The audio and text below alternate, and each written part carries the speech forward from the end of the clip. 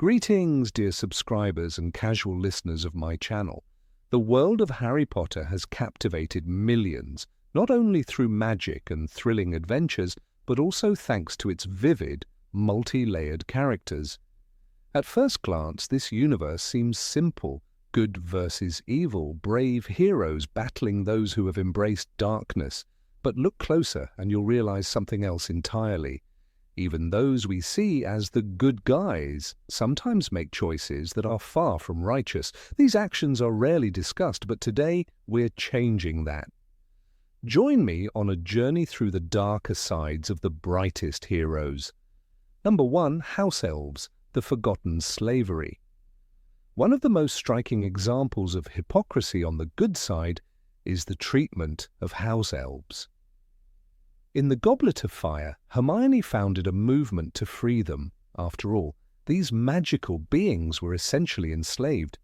But how did her friends react? Harry, Ron, and most of the good characters laughed off her efforts. They showed little to no concern for the elves' plight, choosing instead to ignore the uncomfortable truth. Ironic, isn't it? In a story that condemns the belief in superiority, not one of the main characters stood up against the most blatant form of inequality. Number 2. Lupin's decision: running from responsibility. Remus Lupin is one of the most beloved and respected characters in the series, which makes his actions in the Deathly Hallows all the more painful. He approached Harry, Ron, and Hermione wanting to join their dangerous mission, but his real reason was deeply selfish. He was trying to run away from his family. He was ready to abandon his wife and newborn son. Yes, fear of the future is understandable, but walking out on your own child? Even Harry, just 17, was appalled. And rightfully so. Number 3. Cedric, the silent bystander. Cedric Diggory was the embodiment of virtue: handsome, brave, just. He was a true champion of the Triwizard Tournament. But even he wasn't perfect. When ridicule poured down on Harry after being named a tournament champion, Cedric did nothing to stop it. He didn't stand up for him, didn't speak out against the mockery coming from his peers. He simply stayed silent. And sometimes silence wounds more than words. Number 4. Slughorn's Club, privilege for the gifted. Horace Slughorn was a charming, affable professor who even managed to win over Harry. But his methods were questionable at best. He created a club of chosen students, those who could be useful to him in the future: celebrities, prodigies, heirs of prestigious families. Favoritism, self-interest, treating students as tools. That was his style. And despite his warmth, he hardly fits the mold of an ideal educator. Number 5. Molly Weasley and the Easter egg of contempt.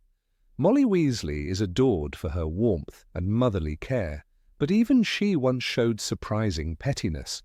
After Rita Skeeter's tabloid rumors about a romance between Harry and Hermione, Molly chose to believe the gossip rather than trust the people she had known for years. Instead of offering support, she sent Hermione a tiny Easter egg, a not-so-subtle snub. It didn't just hurt Hermione, it revealed how even the kindest hearts can harbor bias. Number 6. Fred and George. What if they were in Slytherin? The Weasley twins, life of the party, masters of pranks.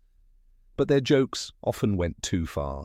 They terrified Ron by exploiting his arachnophobia, shoved a student into a vanishing cabinet, and tested products on first years. Had they been in Slytherin, these actions would have been viewed very differently, but Gryffindors often get away with what would be condemned in other houses. Number 7. The Dursleys and the Wizarding World's indifference. Perhaps the most troubling issue of all, Harry's childhood with the Dursleys. He was starved, humiliated, forced to live in a cupboard under the stairs. And it went on for years. Where were the adults? Why didn't Dumbledore, McGonagall, Lupin, anyone intervene? Did they not know, or worse, did they know and choose to do nothing? It's unsettling to think that even in the magical world, a child could be left to suffer alone, and that no one found this alarming. Number 8. Neville and his dangerous mistakes. The common room was quiet when Sirius Black slipped through the portrait hole. He had the password, written by Neville Longbottom and left on a scrap of parchment. In Prisoner of Azkaban, Neville couldn't remember the new passwords, so he wrote them down and lost them. It was a simple mistake, but it opened the door for a man the entire wizarding world believed to be a murderer. If Sirius had truly meant harm, lives could have been lost. 50 points from Gryffindor, McGonagall said sharply, and added a public notice banning Neville from knowing the passwords at all. Neville was brave, no doubt. He stood up to friends, fought Death Eaters, killed Nagini. But bravery didn't erase the danger of carelessness. His forgetfulness wasn't just comic relief, it was costly. In that single act of negligence, he risked the safety of his housemates and nearly changed the course of the war. We admire Neville for his growth, but growth, like courage, often begins with painful lessons. Number 9. Hagrid's reckless teaching. Hagrid beamed with pride as he led his first Care of Magical Creatures class into the paddock. "Now you've got to bow," he said, motioning toward the massive, sharp-beaked creature. Buckbeak spread his wings, majestic and dangerous. Draco Malfoy, sneering as always, refused to show respect.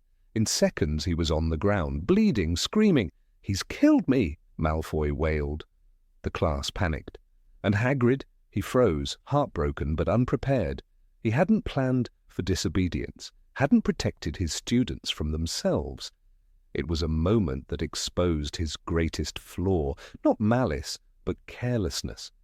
That flaw surfaced again when Hagrid returned from his trip with Grawp, a full-blooded giant hidden in the forbidden forest, tied between trees like a secret too big to confess. "He's just misunderstood," Hagrid said, brushing off the danger. But Grawp wasn't tame. He broke free. He scared the centaurs. He could have easily hurt someone. Hagrid's love for creatures, no matter how large or lethal, often clouded his judgment, and while his heart was always in the right place, his choices sometimes weren't, especially when young lives hung in the balance. Number 10. James Potter's bullying of Snape. The sun shone over the Hogwarts courtyard as a crowd of students gathered, laughing. At the centre stood James Potter, wand in hand, while Severus Snape dangled upside down, robes falling over his head. "Who wants to see me take off Snively's pants?" James joked as Sirius looked on, smirking. It wasn't a duel, it wasn't self-defense, it was humiliation. A scene from Snape's worst memory in Order of the Phoenix, and a glimpse into the darker side of the boy who would father the chosen one. James wasn't alone. Sirius encouraged it. Remus stayed silent. Peter laughed. Together the Marauders ruled the school, their brilliance masking cruelty. Lily Evans, standing nearby, begged James to stop. "Leave him alone," she shouted, her voice sharp. But James only grinned. "I'm bored," he shrugged, as if tormenting another student was just a way to pass the time. This wasn't playful rivalry, it was calculated dominance, and it left scars that never faded. Snape, for all his faults, wasn't the aggressor that day. He was the victim. Fans often excuse James's behavior as childish mischief or part of growing up. But cruelty isn't erased by maturity. James may have changed, he may have become a loving husband and a brave fighter, but the bullying left a mark, not only on Snape, but on the story itself. It's a wound most overlook because of who James became, not who he was. Even Harry struggled with the truth. He attacked Snape for no reason, just because he existed, he said quietly after watching the memory. The boy who had idolized his father was left confused, disillusioned. James Potter died a hero, but he lived his school years as a boy who used power to hurt, not protect. And sometimes heroes come from those who first learn what it means to be wrong, Number 11, Ron's jealousy toward Harry. The goblet flared blue. Harry's name flew out. Silence crashed over the great hall, but what cut deepest wasn't the crowd's murmurs, it was Ron's face, cold, withdrawn. "You could have told me," Ron snapped later in the dormitory. Harry stared at him, stunned. "I didn't put my name in," he insisted. But Ron turned away. The damage was done. In Goblet of Fire, the boy who always stood at Harry's side now saw only spotlight, not danger. He didn't ask, didn't trust. Jealousy drowned their friendship in silence. It wasn't just the tournament. In Half-Blood Prince, Ron's mood shifted when Harry became Quidditch captain. When Harry excelled at potions thanks to the Half-Blood Prince's book, Ron sulked, his voice often laced with sarcasm. The shadow of Harry's fame loomed large over him. And Ron, though brave and loyal, sometimes let envy speak louder than love. "You're always the hero," he once said, not with admiration, but bitterness. That line cut deeper than any curse. Even in Deathly Hallows the pattern repeated. The Locket Horcrux amplified Ron's darkest thoughts. "You think I don't know how this feels?" he shouted before storming off. "You're nothing special, Harry Potter." The pain in his voice was real. But so was the betrayal. He left them, abandoning not only Harry, but Hermione too. The moment showed just how fragile loyalty could be when poisoned by self-doubt and comparison. Ron always came back, and when he did, he proved his worth 100 times over. But the truth remains, his jealousy often chipped away at the foundation of their friendship. He wasn't just the comic relief or the loyal sidekick. He was human, flawed, proud, sometimes unkind, and that's what made him real, but also sometimes painfully unfair. Number 12. Hermione's manipulations. Marietta Edgecombe walked into Umbridge's office with trembling hands and a guilty look. The moment she betrayed Dumbledore's army, her skin erupted in painful boils. Across her face the word sneak carved itself like a curse. It was Hermione's doing. She had enchanted the parchment the members signed, setting a trap for traitors. The punishment wasn't just humiliating, it was agonizing. "It's a jinx," Hermione had said casually in Order of the Phoenix. But this wasn't a prank. It was targeted harm, delivered with calculated precision and justified in the name of loyalty. Hermione was always 2 steps ahead. Clever, yes, but also ruthless when needed. She didn't hesitate to erase her parents' memories, sending them to Australia with new identities.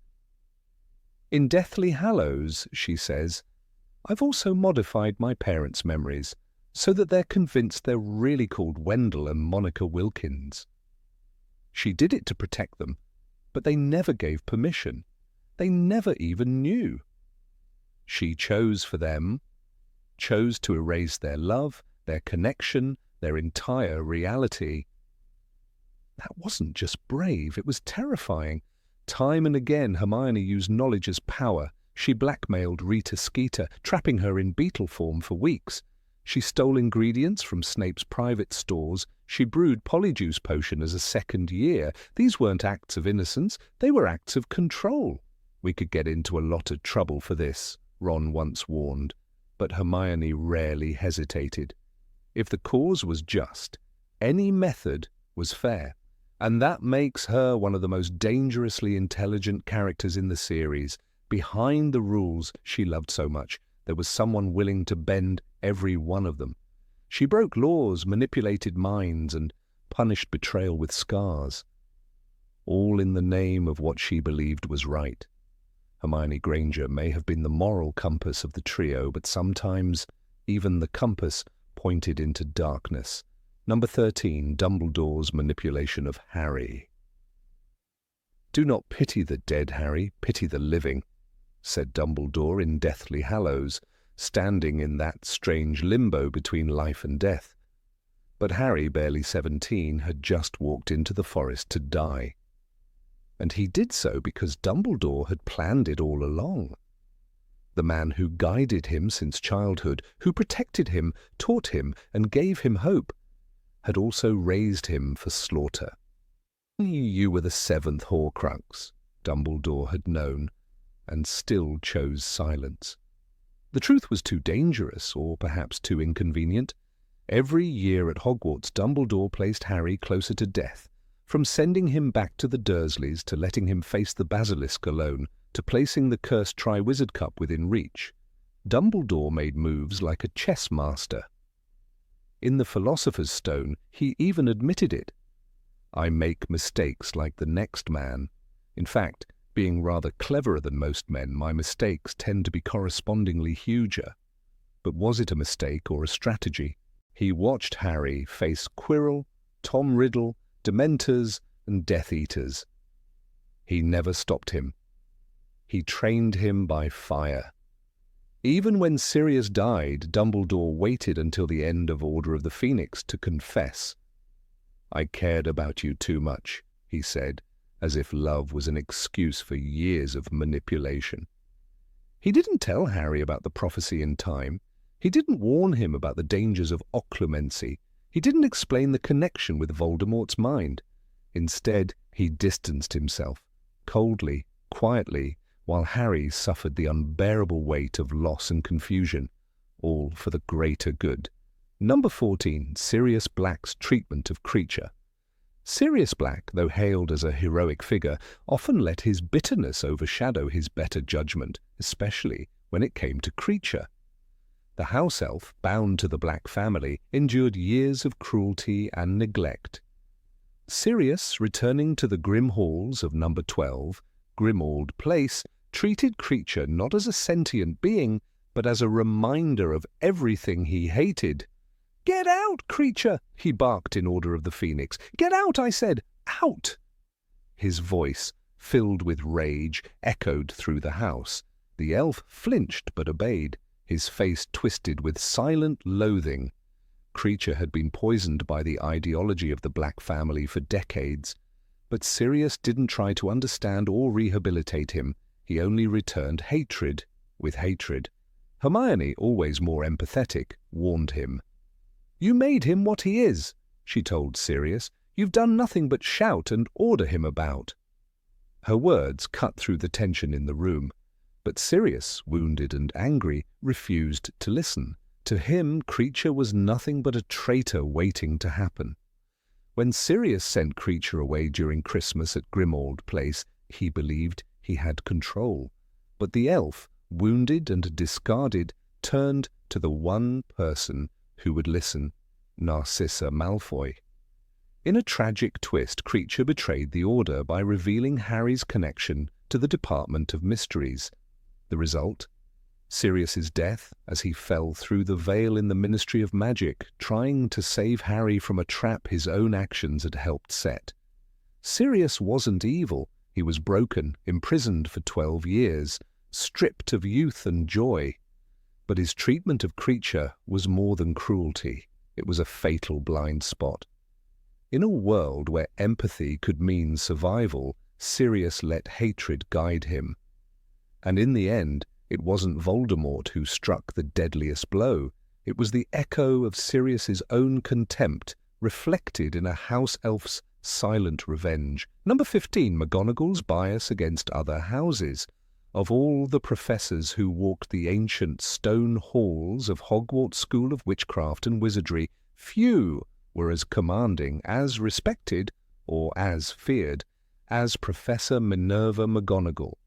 A stern figure in emerald robes, her hair always tightly pulled back, she was the epitome of discipline and structure. Her reputation for fairness preceded her like the click of her heels, echoing through the corridor. And yet, as we peer closer through the haze of nostalgia and Gryffindor loyalty, a different portrait begins to form. One of a woman who, for all her rigid adherence to rules, was sometimes astonishingly blind when it came to the transgressions of her own house. A house she not only belonged to, but fiercely championed. Take, for instance, the numerous incidents involving Harry Potter and his companions. From their very first year, Harry, Ron, and Hermione became serial rule breakers, regularly roaming the castle at night, sneaking into restricted areas, and even smuggling dragons. One cannot forget the events of Harry Potter and the Philosopher's Stone, where the trio wandered the castle after hours, directly disobeying school rules. And yet, when caught, McGonagall's reaction seemed disproportionately mild. "I don't believe it. I don't believe it.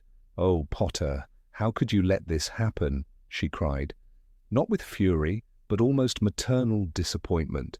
Contrast this with her treatment of Draco Malfoy, a Slytherin student who, regardless of his own flaws, never received the same leniency. When Draco was hexed by Hermione with a jinx that made his teeth grow uncontrollably, McGonagall's focus was on damage control rather than discipline. "Miss Granger, that will be quite enough," she said sharply. But there was no detainment, no point deduction, no real punishment, just a scolding cloaked in disapproval. If the situation had been reversed and Draco had jinxed Hermione in such a way, would the outcome have been the same? This double standard was never more apparent than during the infamous Quidditch matches. McGonagall, a former Quidditch player, an avid fan of the sport, made no effort to conceal her passion for Gryffindor's success. When Harry caught the snitch in his very first game, she glowed with pride, proclaiming, "He's just the build for a Seeker too." She not only encouraged his role, but also bent rules to facilitate it, going so far as to gift him a Nimbus 2000, the fastest broomstick of its time. Such actions would have raised eyebrows had they occurred in Muggle schools, favouring one student with the best equipment while others trained with school-issued brooms. Hardly fair. Then came the moment in Philosopher's Stone that still haunts the concept of fairness at Hogwarts. Near the end of the term, as Slytherin was poised to win the House Cup for the 7th year running, Dumbledore stood to announce last-minute points. McGonagall had docked Gryffindor 50 points each earlier that year for being out of bed, a severe punishment. Yet in that very moment of final announcements, Harry, Ron and Hermione were awarded a suspiciously convenient number of points for their involvement in saving the stone. The result? Gryffindor wins by a landslide. Could it be a coincidence that McGonagall's house always seemed to come out on top in the 11th hour? In Prisoner of Azkaban, when Hermione punches Draco Malfoy after being provoked beyond her limits, McGonagall's response is once again unbalanced. One might expect her to enforce the rule of no violence, no matter the provocation. But instead there is little more than a sidelong glance, no formal reprimand, no detention, certainly no point deduction. Meanwhile, when Pansy Parkinson was caught laughing at Hermione's appearance due to Draco's insults, McGonagall sternly snapped, 5 points from Slytherin. Such selective punishment hints at a deeper issue, empathy for Gryffindors, but disdain for Slytherins. Even Severus Snape, for all his cruel favouritism towards Slytherin, never concealed his bias. But McGonagall's bias operated more subtly, masked behind the authority of justice. When Harry sneaked into Hogsmeade using his invisibility cloak, despite not having a signed permission slip, McGonagall should have enforced school rules. Instead, she turned a blind eye. "I'm sure I don't know what you're talking about, Potter," she said, barely suppressing a smile. Was that the face of fairness? There was also the disturbing lack of support McGonagall offered to students like Neville Longbottom, a fellow Gryffindor, but not one of her golden trio. When Neville's bravery shone in Philosopher's Stone, she acknowledged it, yes, but only after Dumbledore awarded him 10 points, not her. For much of the series, she often viewed him as a bumbling distraction rather than the courageous soul he eventually proved to be. Her kindness was reserved for those who conformed to her standards of heroism, bold, brash, and Gryffindor red. In Order of the Phoenix, when Dolores Umbridge takes over Hogwarts, McGonagall valiantly resists her oppressive regime. This earns her rightful admiration, But even then, her rebelliousness is selective. She encourages Harry's defiance even when it borders on insubordination, yet criticizes students like Zachariah Smith for simply questioning what happened during the Triwizard Tournament. "That's enough, Smith," she snapped. "Potter's given us his version." One could argue that a true educator would have welcomed skepticism and dialogue. It's important, too, to examine how McGonagall interacted with students from Hufflepuff and Ravenclaw. They often faded into the background, rarely receiving mentorship, attention, or acknowledgement unless exceptional. Cho Chang, for example, was a competent student and seeker for Ravenclaw, yet never praised or referenced by McGonagall despite her achievements. Ernie Macmillan and Hannah Abbott were loyal Hufflepuffs who joined Dumbledore's army, risking punishment. But McGonagall's words of encouragement went only to her Gryffindors. In Half-Blood Prince, when Katie Bell is cursed and nearly dies from a necklace, McGonagall is rightly alarmed. But instead of addressing the inter-house tensions and ensuring the safety of all students, she focuses on comforting Harry. Her worry is understandable, but where was the concern for Katie's friend, Leanne, a non-Gryffindor who witnessed the trauma firsthand? The narrative, through McGonagall's focus, continues to centre Gryffindor's experience above all others. Number 16. Ginny Weasley's aggressive behaviour. Ginny Weasley has long stood as one of the celebrated heroines of the wizarding world, brave, clever, athletic, and fiercely loyal. Often portrayed as the perfect match for Harry Potter, she emerged from the shadows of her many brothers to become a confident, independent young woman who captured the heart of the boy who lived. But within the pages of J.K. Rowling's books, between Quidditch goals and bold smiles, lies another Ginny, one who was capable of harsh judgment, biting words, and at times startling cruelty. It is not that Ginny Weasley was evil, far from it, but perfection, especially in the complex world of Hogwarts, is a myth. Ginny's character development gave us a girl who had grown stronger through trauma, but also perhaps more hardened. Her experiences in the Chamber of Secrets, manipulated by Tom Riddle's diary, did not leave her unchanged. In the years that followed, Ginny developed an unflinching exterior, but along with it came a temper that often bordered on aggressive retaliation. The first time readers truly sensed Ginny's sharp edges is in her interactions with Ron and Hermione during her 4th year. She's no longer the quiet girl hiding behind corners. Instead, she snaps back when Ron questions her dating choices. Just because you've never snogged anyone in your life, just because the best kiss you've ever had is from Auntie Muriel, she shoots back during one argument, leaving Ron red-faced and humiliated. Her words, although funny to some readers, strike with precision and an intent to wound. But it is not merely her tongue that cuts, it is her wand. Ginny's growing command over magic becomes clear during Dumbledore's army meetings, where she is praised for her proficiency. Yet with this skill comes a casual use of jinxes that veers into disturbing territory. One infamous example involves the rather unpleasant encounter with Zachariah Smith. During the return journey from the battle at the Department of Mysteries, Smith presses Ginny for details about what happened. Her response is not to ignore him or deliver a witty remark, but to hex him with Bat Bogey Hex, a signature spell of hers that causes large, bat-like bogies to attack the victim's face. This hex, while treated humorously by many in the books and among fans, is deeply unsettling when examined closely. Rowling writes, Ginny, who had always been gifted with the Bat Bogey Hex, left him, Zacharias, squealing and running for cover. Half-Blood Prince, Chapter 7. The idea of a young witch using such a spell so casually and apparently without remorse raises questions. What had Zacharias done exactly to warrant such a reaction?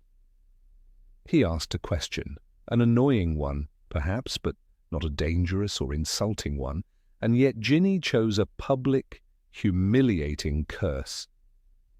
It was not the only time Ginny responded to minor slights with major magical retaliation.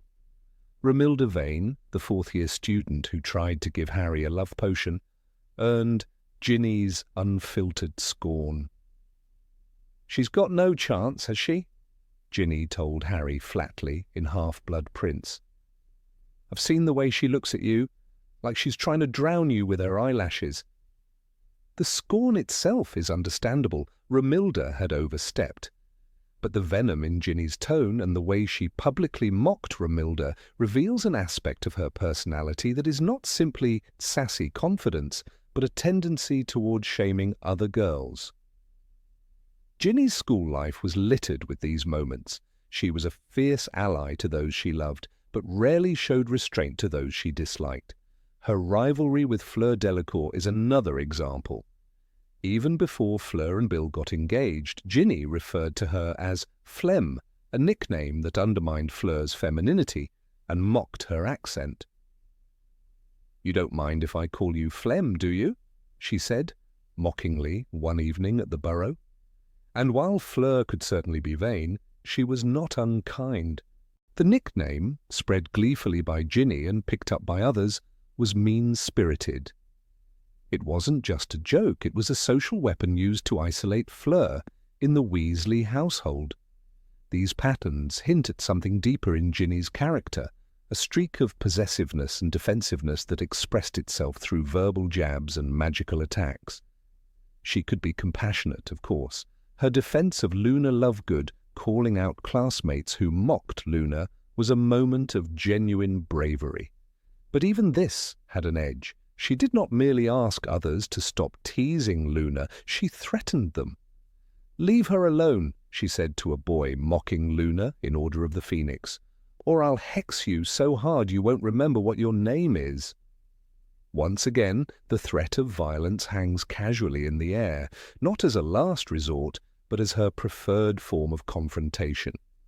One might argue that this was the world Ginny lived in, a magical society where duels and jinxes were part of schoolyard culture. But even within Hogwarts, where students sometimes play rough, Ginny's reactions were unusually sharp. Her instincts leaned not toward diplomacy or clever pranks like Fred and George, but toward force. She hexed people, she threatened people, and while Harry often defended her, it's difficult to imagine Hermione, for example, reacting to a snide remark with a full-blown curse. Some of this perhaps came from her brothers. Growing up as the youngest of 7 and the only girl in a house full of rambunctious boys, Ginny learned to assert herself early. But in doing so, she didn't just learn confidence, she adopted the aggressive tools of power. Her brothers teased and poked fun, but Ginny retaliated with spells. "Don't mess with Ginny," Fred once said. "She's scary when she's angry." This fearsome aspect of her was clearly understood by others. In Half-Blood Prince, after Ginny breaks up with Dean Thomas, we see another sharp example of her behaviour. Their relationship had become strained, in part due to Ginny's explosive temper. Dean tries to be chivalrous, holding a door for her, but Ginny takes offence, interpreting it as patronising. She lashes out, and their romance collapses. It's one of several moments where Ginny's quick temper sabotages her own relationships. Number 17. Arthur Weasley's carelessness at work.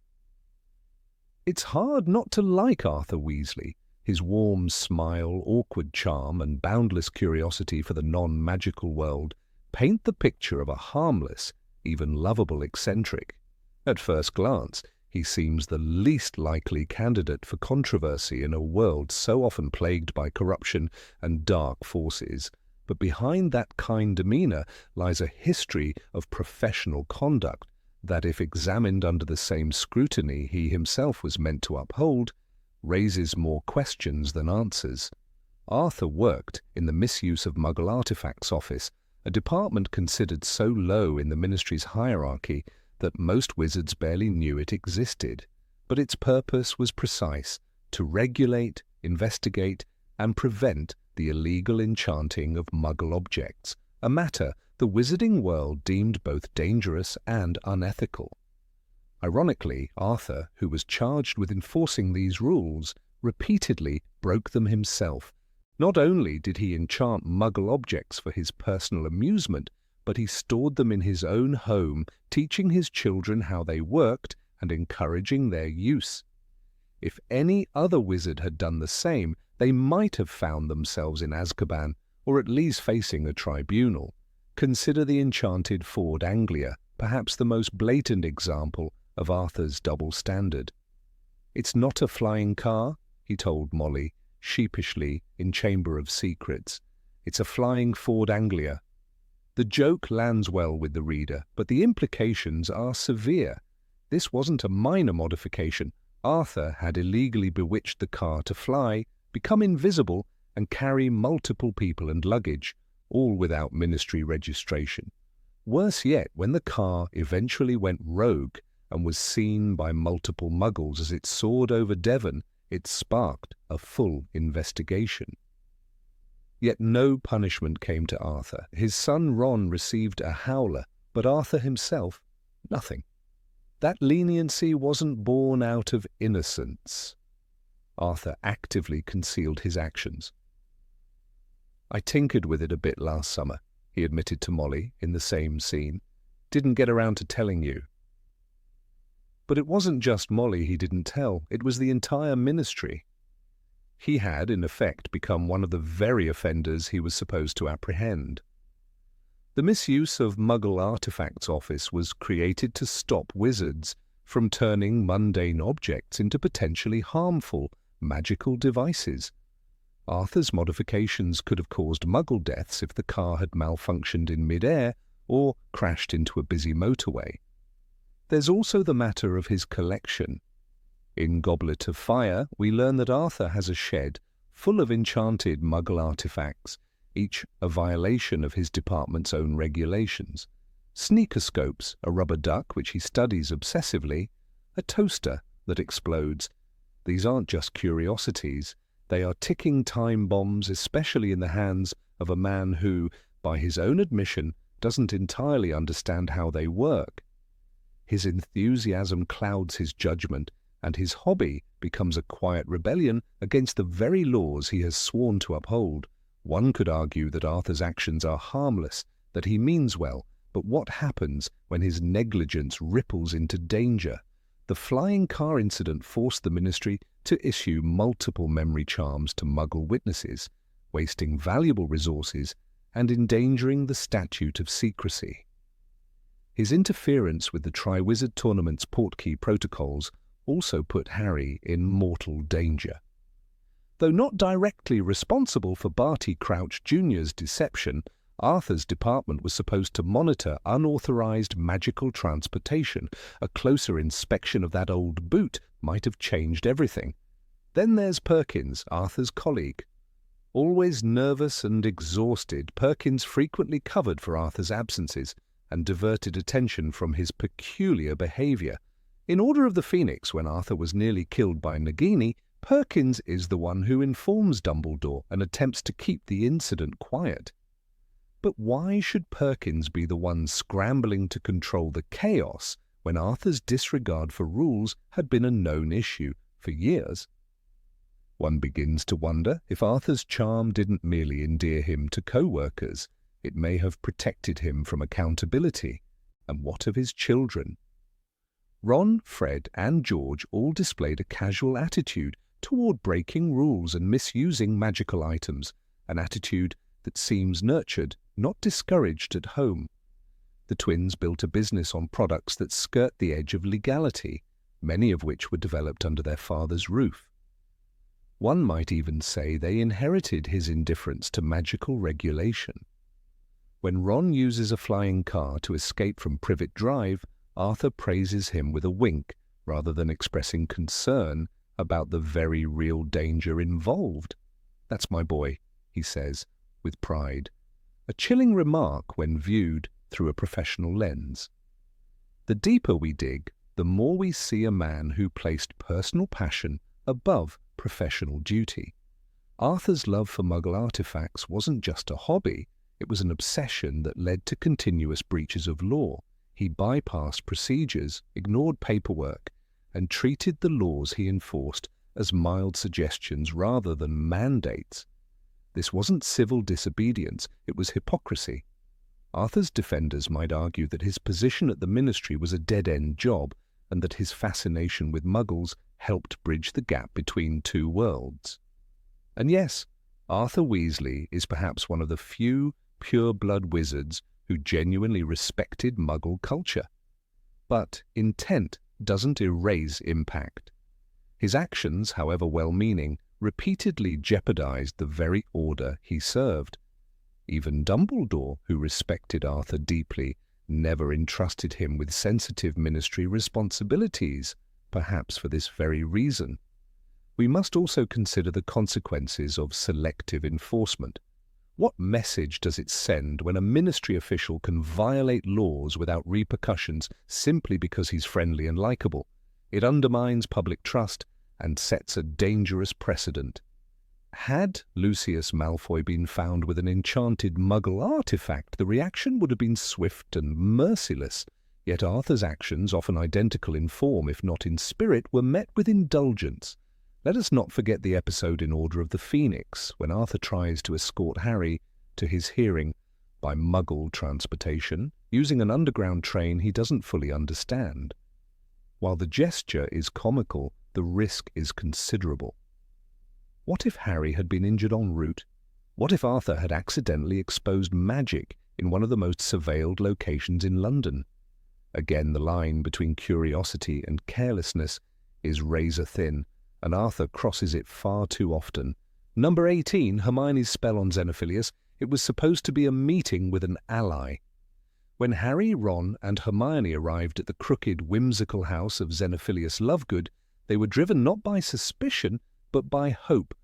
Hope that someone, anyone, could shed more light on the strange symbol they'd seen etched on the grave of Ignotus Peverell and worn around the neck of the eccentric publisher of the Quibbler. But what they found instead was a man broken, trembling on the edge of betrayal, not from malice, but from despair.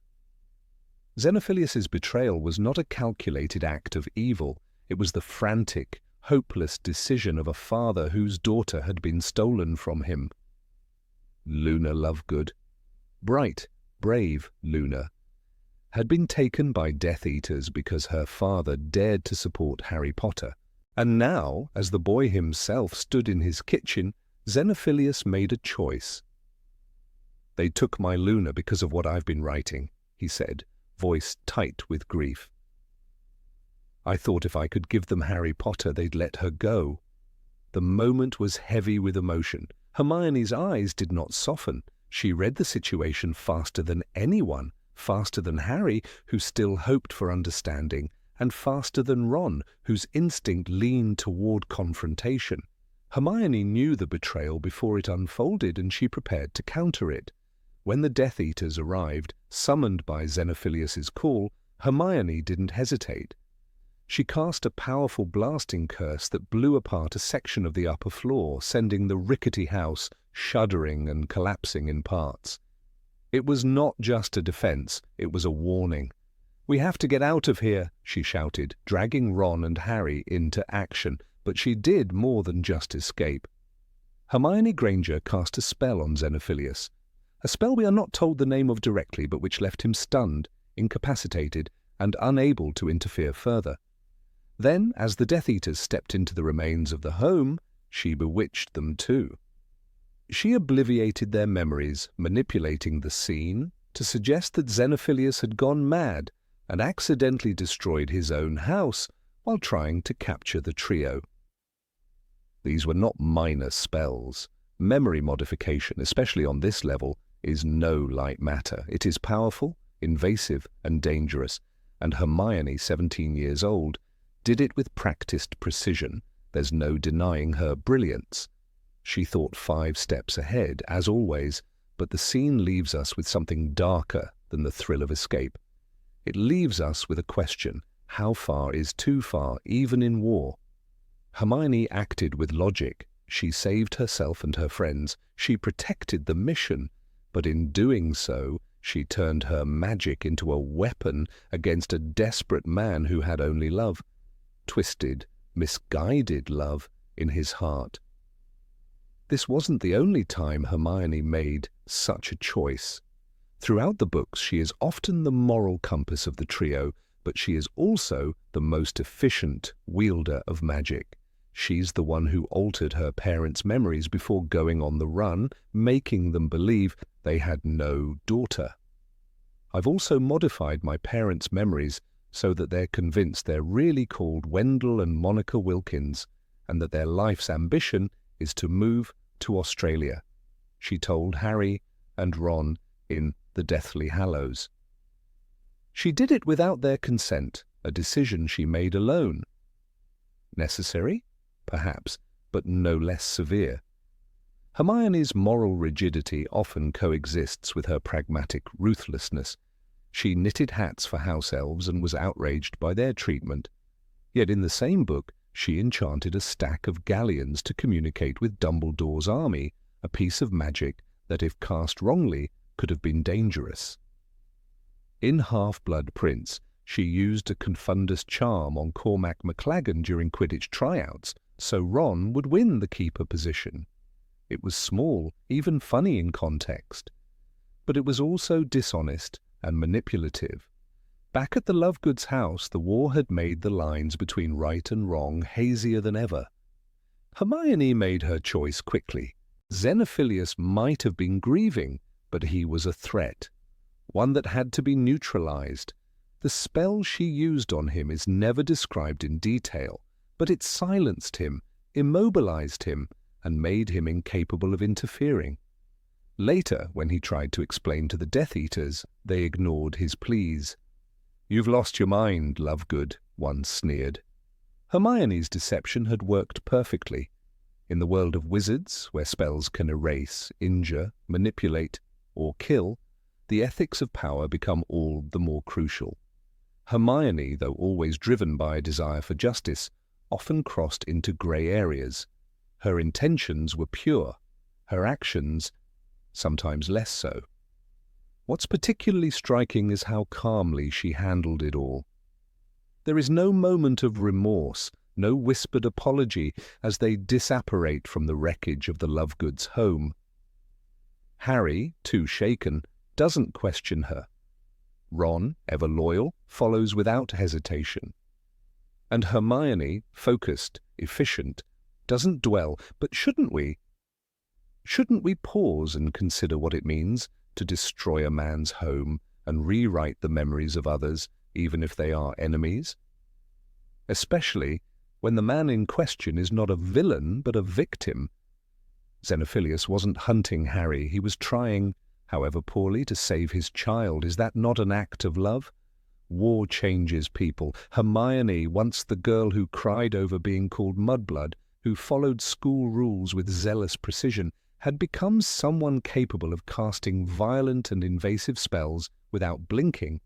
And while the reader often celebrates her competence, the cost of her choices deserves more attention. This moment at the Lovegoods house is a microcosm of the greater war. Trust breaks, safety disappears, even goodness becomes hard-edged, and Hermione, for all her intelligence and empathy, becomes someone who solves problems with force.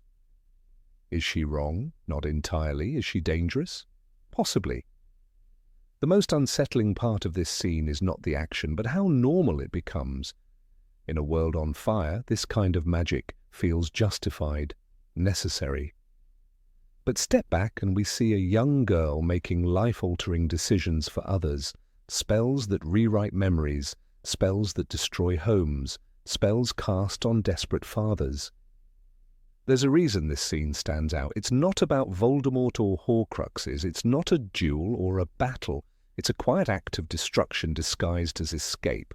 Hermione saves them, yes, but she also leaves behind ruin, and this isn't the only time she erases memories. After the Battle of Hogwarts, it's never made clear whether she restores her parents' memories. Rowling has suggested she did, but it's telling that even Hermione's most personal spell, cast in love, involved wiping away someone's reality without permission. In her world, sometimes love means rewriting the truth. We love Hermione because she's smart, fierce, and kind, but this scene reminds us that even our heroes have shadows, and sometimes those shadows are cast by the spells they choose or refuse to use. Is Hermione a villain in this scene? No. Is she flawless? Also no. She is above all human, and her humanity is what makes this moment so powerful. A brilliant witch choosing in an instant to hurt one man in order to save many. There is courage in that, but also a cost. Xenophilius Lovegood is left broken in more ways than one.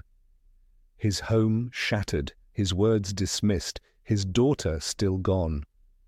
Perhaps later, when Luna is freed, he will understand. Perhaps he will even be grateful. But in that moment, he is a father punished for his pain. Hermione Granger is many things, a warrior, a scholar, a friend. But she is also a reminder that magic, no matter how well-intentioned, is never free. Every spell has a consequence, every choice a price, and the most dangerous wizards may not be those who cast curses in rage, but those who cast them calmly, logically, with a steady hand and a noble reason. As readers, we admire her. As people, we must ask, where is the line between defense and dominance, between justice and control? And how often does Hermione cross it? The Lovegood incident lingers not because of its scale, but because of its clarity. In that house of spirals and stars, a girl made a decision that felt right, but left wreckage behind. And in the quiet aftermath, as the trio vanished into the unknown, we're left with a question that has no simple answer. Not in magic, not in war, not in Hermione Granger's story. Number 19, Percy Weasley's betrayal. Percy Weasley had always been different. Even as a child, he walked with his back straight and his nose slightly raised, clutching a book while his brothers played Quidditch outside. Where Fred and George thrived on mischief and Ron struggled to define himself among the chaos, Percy stood apart, consumed with rules, ambition, and a desperate desire to rise above what he seemed to view as the eccentricity of his own family. Yet no one, not even his mischievous younger brothers, could have predicted the cold betrayal that would unfold when the stakes were no longer games or school grades, but war and truth itself. It was in Harry Potter and the Order of the Phoenix that Percy's fracture with his family reached its sharpest break. After years of being the model son, the head boy, the rule follower, Percy made a decision that cut deeper than any hex. He chose the Ministry of Magic over the Weasleys. When Dumbledore publicly claimed that Voldemort had returned and the Ministry under Cornelius Fudge vehemently denied it, Percy made his choice. Not just in silence, not in confusion, but decisively and cruelly. He sided with the institution that would rather smear a child than admit fear. He chose safety over truth and policy over family. Percy's defection was not quiet. It came in letters filled with condescension. When Harry found himself at the centre of public scorn, Percy wrote to Ron warning him against trusting Harry or Dumbledore. "I sincerely hope you are not still associating with Harry Potter," Percy wrote in a letter that stung like a betrayal from a friend. "If you are, I'm seriously concerned about your judgment. He's always been a disturbing influence." These were not the words of a confused young man. They were a declaration of allegiance to power, to conformity, to denial. Molly Weasley, heartbroken, refused to give up on him. She continued to knit him sweaters, continued to lay out his favorite foods at Christmas in case he returned. "He's just young and ambitious," she said, tears forming in her eyes. But Fred and George, the twins who had always butted heads with Percy, were less forgiving. "He's no brother of mine," George declared flatly when Percy refused to speak to the family at Christmas, choosing instead to stay loyal to Fudge and the ministry. In that moment, the rift was carved in stone. The tragedy was not just in Percy's absence, but in his condemnation. He did not simply choose a different side, he actively discredited his family's integrity. Arthur Weasley, a man who had dedicated his entire life to the ministry and who lived in humble means while teaching his children the importance of decency over wealth, was crushed when Percy accused him of being a traitor for supporting Dumbledore. Arthur had never asked for loyalty in return for love, but Percy's words cut deep. "You're blinded by your affection for Dumbledore," Percy had snapped in a heated confrontation. That was not just betrayal, it was a rejection of the values his family held dearest. For the Weasleys, family was everything. Their home, the Burrow, was held together not by structure or wealth, but by shared laughter, loyalty, and love. Percy turning his back on that love was like setting fire to the hearth. He did not come home, he did not write, he did not show up at Bill's wedding, and during the darkest days, when the Order of the Phoenix fought in the shadows and Ginny, Fred, and George risked their lives as part of Dumbledore's army, Percy remained silent behind the desk of a corrupt government. The reader must not mistake Percy's actions for mere naivety. He was not a child in those days. He was a man in his 20s, given every opportunity to see the truth for himself. When the ministry began attacking Muggle-born witches and wizards, when Dolores Umbridge unleashed her cruelty at Hogwarts, Percy did not protest. He toed the line, he obeyed, he justified, and perhaps worst of all, he did so with pride. It wasn't until the climax of Harry Potter and the Deathly Hallows that Percy's arc took a sharp, painful turn back toward redemption. When the final battle loomed, when Hogwarts became a fortress under siege, Percy arrived, unannounced and uninvited, to fight. His appearance was both shocking and symbolic. "Hello, Minister," he said coldly to Pius Thicknesser, the Death Eater puppet leading the ministry, before stunning him with a spell and turning to his stunned family. It was the first word he had spoken to them in years, but even that moment of return could not erase the years of silence. As the battle raged around them, Fred Weasley looked at Percy with a kind of awe. "You're joking, Perce," he said, laughing at the absurdity of Percy's dramatic entrance, and then, in a moment so cruel and sudden that it seemed to stop time, Fred was killed. The wall exploded, and Fred's laughter was silenced forever. Percy screamed. He dropped to his knees, clutching Fred's body, refusing to let go. In that moment, the cost of his betrayal came crashing down on him, not in judgment from his family, but in the irreversible loss of the brother he had pushed away. One cannot help but wonder, had Percy come home sooner, would that moment have been different? Would he have had time to tell Fred he was sorry, to laugh with him again, to stand beside him in more than just the final hour? Percy had thought he could delay reconciliation until it was convenient, until the risk had passed. But war, like life, does not offer such guarantees. His return came at the price of a brother's life. And yet J.K. Rowling does not dwell in judgment. Percy is forgiven, not explicitly, not in grand speeches, but in the silent acceptance of his presence, in the way Molly weeps over Fred's body and lets Percy stay beside her, in the way George, broken and hollow, does not push Percy away, in the way Ron fights beside him. The forgiveness is quiet, but it is there. Perhaps too quiet. In real life, forgiveness of that kind is rarely so simple. Families do not always forget years of estrangement and judgment. Trust, once broken, is not so easily mended. Percy's story, while moving, is also one of dangerous idealism, the idea that a last-minute act of bravery can erase years of coldness and betrayal. It is a romantic notion, but not a realistic one. Percy's redemption is real. He did return, he did fight, and he did weep, but the scars remain.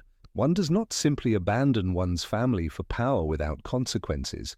His arc is a mirror to the quiet, corrosive power of ambition, unchecked by empathy. Percy wanted to prove himself so badly that he severed the very ties that made him human. And yet, perhaps that is why his story is so poignant. Percy is not evil. He is not a Death Eater. He is not cruel in the way Bellatrix Lestrange is cruel. He is ordinary. He is fallible. He is in many ways frighteningly relatable. Who among us has not at times prioritized career over connection, pride over apology, security over truth? Rowling crafts Percy's character with a subtlety that hides its emotional weight until it is too late to look away. We see the danger of blind loyalty, not to a dark lord, but to institutions that thrive on denial. Percy did not fall to darkness because he believed in evil, but because he believed too much in order and law, even when that law became corrupted. Percy's always been, very ambitious, you know, Ron once said with a grimace, trying to excuse his brother's choices. But ambition without heart is a dangerous thing. It turns family into background noise. It turns truth into inconvenience. Percy's betrayal hurt, not because he turned evil, but because he turned away. In the end, Percy's story is a tragedy wrapped in redemption. A cautionary tale that even the good can stray, that even in families bound by magic and love, words can wound deeper than spells. He came back, but he came back too late for one brother, and that is a burden he must carry long after the final battle was won. Though Rowling allows the family to reunite in silent forgiveness, readers are left with the ache of what was lost. Percy's arc does not end in triumph, but in tears. He becomes in many ways one of the most complex Weasleys, less likable than Fred, less heroic than Ron, but more human in his flaws. His betrayal was not grand, but it was deeply personal. And in a world where good and evil often wear masks, Percy Weasley's greatest crime was choosing comfort over courage until the fire was already burning. In that way, his story is not just about one man's mistake. It is about all of us, about the cost of silence, the weight of pride, and the hope that even after the worst, there is a path back home, but not without scars, not without loss, and not without remembering that some laughter once lost can never be reclaimed. Number 20, Dumbledore and Ariana's death. Albus Dumbledore was many things to many people, headmaster, hero, and the wisest wizard of his age. But there was one part of his story he never spoke of willingly, a shadow buried deep in his past, the fate of his younger sister, Ariana Dumbledore. Her name, barely whispered in the corridors of Hogwarts, was a key to understanding the complex, often contradictory heart of the man who would become the greatest wizard of his time. This is a tale soaked in tragedy, betrayal, ambition, and ultimately unbearable regret. Ariana Dumbledore was 6 years old when her magic first manifested, and it changed everything. Like most magical children, she couldn't control it. One day, she was spotted by 3 Muggle boys who saw her doing something unnatural in the garden. The exact details of what they saw are lost to time, but the aftermath was brutal. They attacked her violently and with such cruelty that her father, Percival Dumbledore, retaliated without mercy. He was arrested and sent to Azkaban for his actions, refusing to explain why he had harmed Muggles, thus protecting his daughter's secret at the cost of his freedom. From that moment, the Dumbledore family began to collapse from the inside. What the Muggles did to Ariana wasn't just physical, it broke something inside her. The attack left her emotionally shattered, unable to properly harness or express her magic. As her mother Kendra explained, she wouldn't use magic, but she couldn't get rid of it. It turned inward and drove her mad. It exploded out of her when she couldn't control it. Ariana's magic became a storm trapped within her frail frame, quiet most of the time, but dangerous when provoked. Her outbursts were unpredictable, and the Dumbledores lived in fear of her accidental bursts of violent magic. To the outside world, Ariana was ill, sick in a way no healer could fix. Kendra kept her hidden, not out of shame, but to protect her. In those days, magical institutions had no real answers for such conditions. If the Ministry discovered Ariana's condition, she could have been sent away to St. Mungo's long-term ward, or worse, Azkaban. So the family closed ranks, moved to Godric's Hollow, and vanished from the public eye. Kendra became Ariana's guardian, and her life shrank to the walls of their home. Albus, meanwhile, attended Hogwarts and excelled beyond all expectation. He won awards, discovered spells, wrote papers, admired by magical scholars, and was seen as a future minister of magic.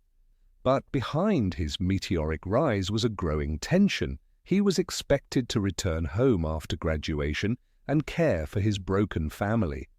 That burden was never meant for a boy of 17.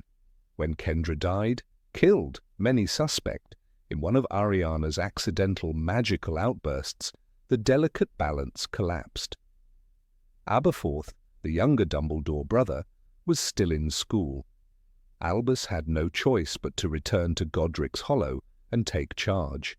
To the world, he was a young genius stepping into his role with grace, but inside, bitterness festered. His dreams of travel, of magical collaboration, of greatness, they were all put on hold. That's when Gellert Grindelwald came into his life. Grindelwald, the ambitious and brilliant young wizard from Durmstrang, had come to Godric's Hollow to stay with his great-aunt, Bathilda Bagshot.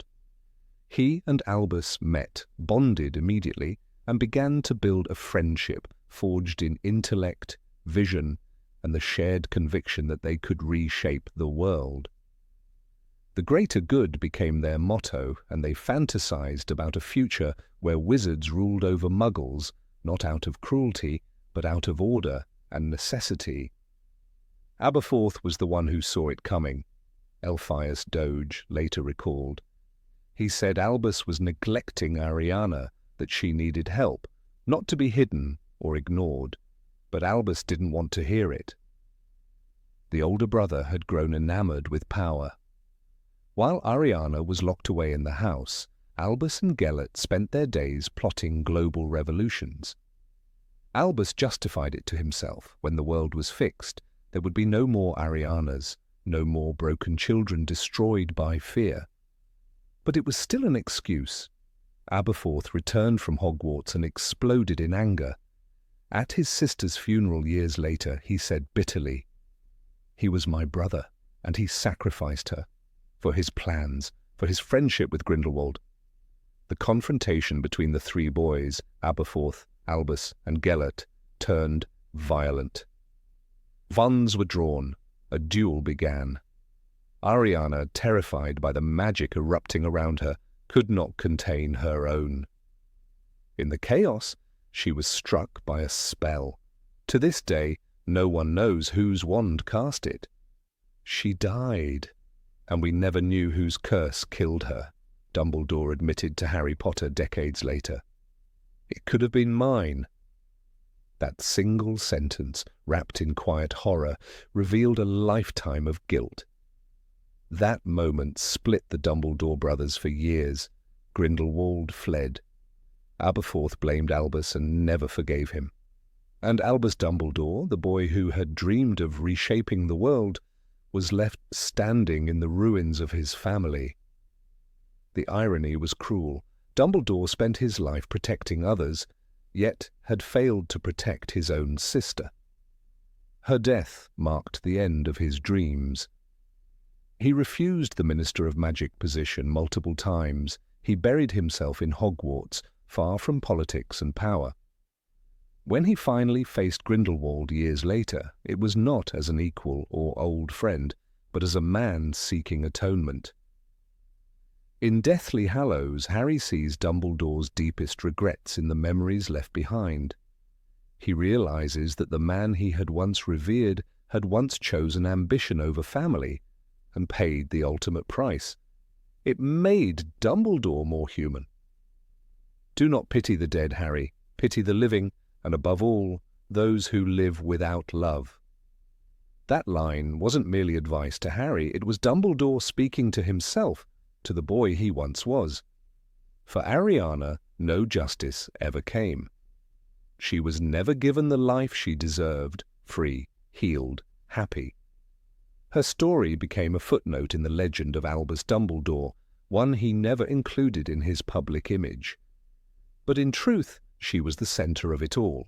Everything he did afterward, every battle fought, every student guided was in some small way for her.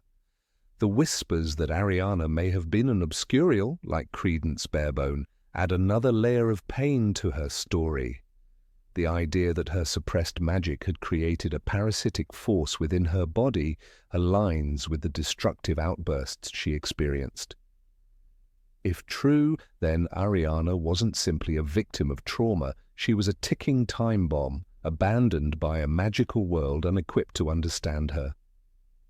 Albus never wrote publicly about Ariana, no books, no interviews. But Rita Skeeter, in The Life and Lies of Albus Dumbledore, dragged her name into the light with venomous intent. What was Dumbledore doing with a sister hidden away for years, and what caused the tragic accident that killed her? Secrets like that don't stay buried forever. Her words were harsh, yet they forced the wizarding world to finally ask questions. Ariana haunts the Dumbledore legacy, not as a ghost, though some believe she lingers in the shadows of the family home, but as a wound that never healed. She represented the one person Dumbledore could not save, not with spells, not with wisdom. Her death taught him the weight of power, the consequences of ego, and the devastating cost of neglecting love. When Harry meets Aberforth in Hogsmeade, he sees the raw pain that still simmers. Aberforth, gruff and bitter, tells Harry, "You knew my brother, did you? Funny thing, he could see people's hearts, except when it came to us." That line strikes like a curse. Albus Dumbledore, the man who guided Harry with such insight, had been blind to his own family's suffering. In the end, Ariana's story was not about magic or madness. It was about abandonment. She was a girl who needed love, understanding, and healing. Instead, she was hidden, feared, and forgotten in the pursuit of greater things. Her death wasn't just an accident. It was the price of someone else's dreams. Dumbledore's brilliance came at a cost. His greatest tragedy wasn't the loss of Grindelwald's friendship or even his own death, it was Ariana. She was the quiet tragedy behind the legend, the one person he failed so completely that it shaped every decision afterward. When he drank the cursed potion in the cave with Harry, screaming in agony, some believe it wasn't just the potion he was reacting to, but the memories of his sister's last moments. The story of Albus Dumbledore is one of triumph and wisdom, but also of sorrow and guilt. And Ariana, silent and broken, remains its most haunting chapter. Number 21. Ron abandoning Harry and Hermione.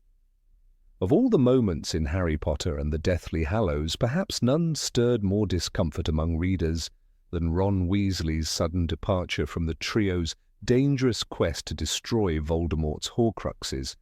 It was not simply a case of youthful frustration or an accidental quarrel. It was a conscious choice made in the heart of winter, in the middle of nowhere, with danger pressing in from all sides.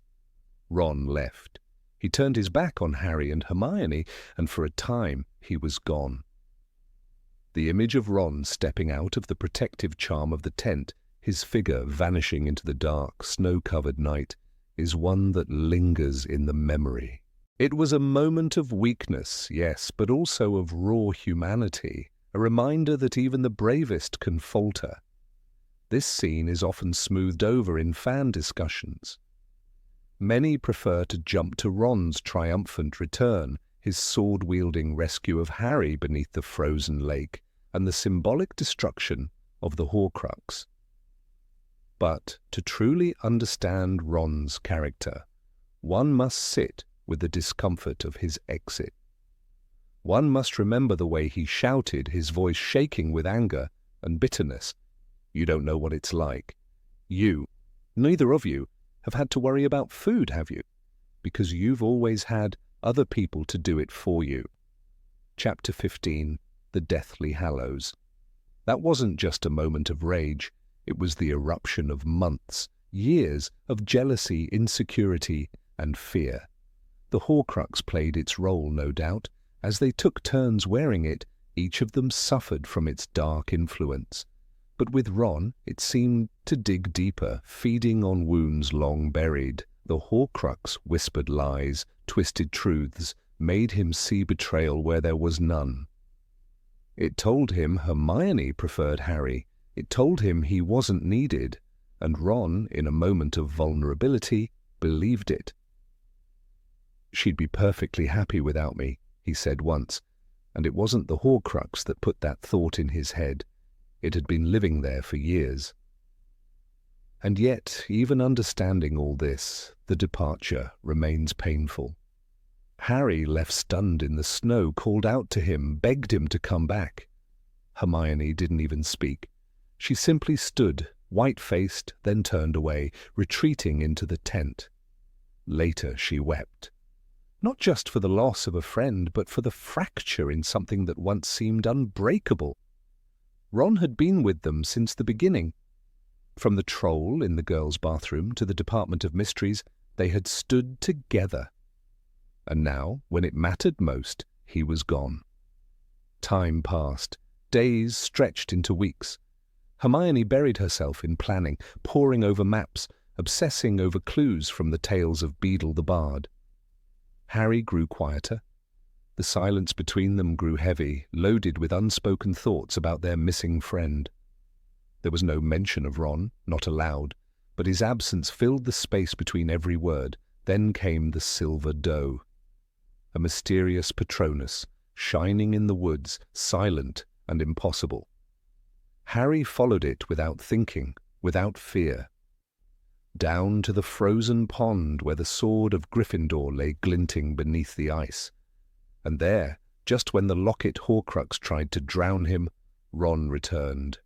He pulled Harry from the freezing water, saved his life without hesitation, and then, at Harry's urging, he destroyed the Horcrux. But not before it tried to destroy him. As Ron raised the sword, the locket opened. A terrible vision spilled forth, an illusion designed to cut deepest where it hurt most. "I've seen your heart, and it's mine," it hissed. Then came the images, a mocking Harry and Hermione, their lips meeting in a kiss that never happened, their laughter echoing around Ron as he stood paralyzed. It was agony, but he did it. He swung the sword and shattered the thing that had tried to poison him. It was a heroic moment, yes, but one born from failure. In a way, Ron's return was more than just a rescue. It was a redemption arc compressed into a single night. He didn't come back for glory. He came back because he knew he'd made a mistake, and he couldn't live with it. He told Harry, voice low with shame, "I wanted to come back the minute I'd disapparated, but I walked straight into a gang of snatchers." The remorse was real, and the courage it took to return, to face not just the danger but the people he had hurt, was immense. Still, the fact remains, Ron left. He abandoned them at the worst possible time. They had no plan, no allies, no safe place. Voldemort was growing stronger. The Ministry had fallen, and in the midst of it all, one of their own chose to walk away. It's not treason, of course, but it was a betrayal of trust. Hermione, in particular, felt it deeply. When Ron appeared again, she didn't run to him. She didn't cry tears of relief. She attacked him, with fists, with words, with rage, and underneath it all, hurt. "You complete arse, Ronald Weasley. You come back after weeks and think it's all right just because you saved Harry?" Chapter 19, The Deathly Hallows. Her voice shook because it wasn't just about the mission. It was about the friendship, the love, the unspoken promises between them. Ron had broken all of it in a moment of weakness, and it would take time to mend. That's what makes this part of the story so essential. Not because Ron's return is glorious, but because it's real. He's not a perfect hero. He's not infallible. He's a teenage boy, terrified of war, plagued by insecurity, and pulled apart by the weight of expectations. And yet he comes back. He fights. He grows. He earns back the place he nearly threw away. There's a tendency in fandom to overlook this chapter, to skip from Grimmauld Place to the break-in at Gringotts, bypassing the emotional wreckage of Ron's disappearance. But in doing so, something important is lost. Ron's growth isn't just marked by his bravery in the Battle of Hogwarts or his jokes in dark moments. It's marked by this fall and his decision to climb back from it. Even Harry, always loyal, didn't excuse the departure lightly. After Ron's return, the air between them was awkward. There were moments when words failed them, when Harry looked away rather than speak. But he also acknowledged the truth. You've sort of made up for it tonight, getting the sword, finishing off the Horcrux, saving my life. It wasn't forgiveness, it was recognition that Ron had chosen the harder path to return and face what he'd done. It's easy to love characters who never falter, but it's far more powerful to love those who fall and rise again. Ron's journey in Deathly Hallows isn't about being the best. It's about learning who he is outside of Harry's shadow. It's about making terrible choices and then making better ones. That night in the tent, he chose fear. But later, he chose courage. And that second choice mattered more.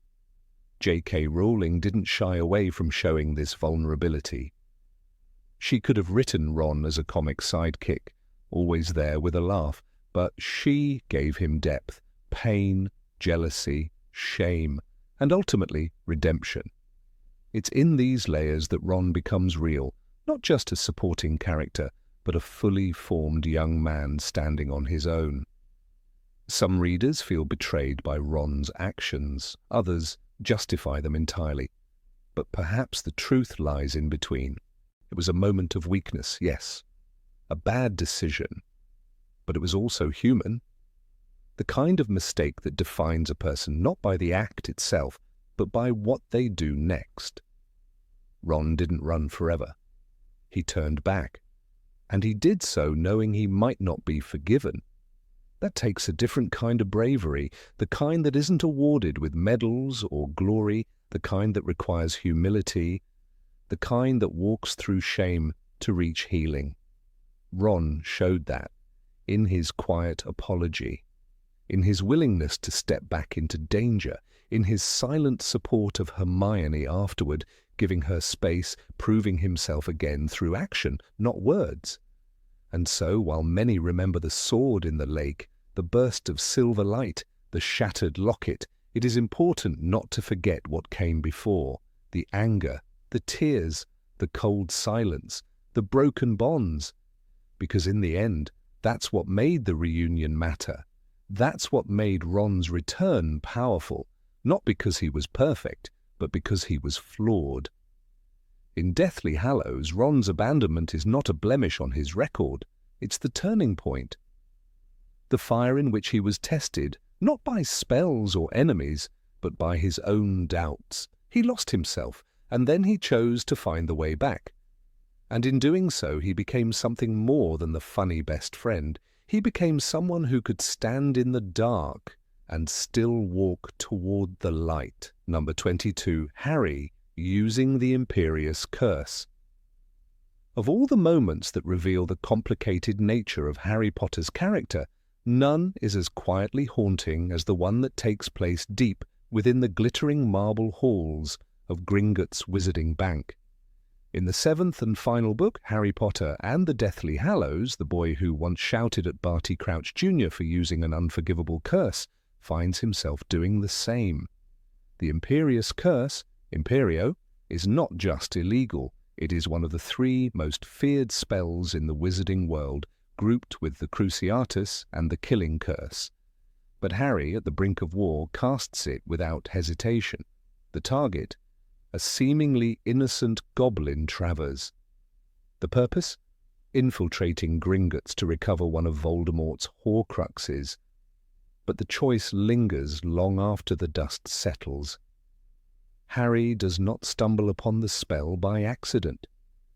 He had witnessed its power before, perhaps most memorably, during the Tri-Wizard tournament when Barty Crouch Jr., disguised as Mad-Eye Moody, used it on spiders to teach the class its effects.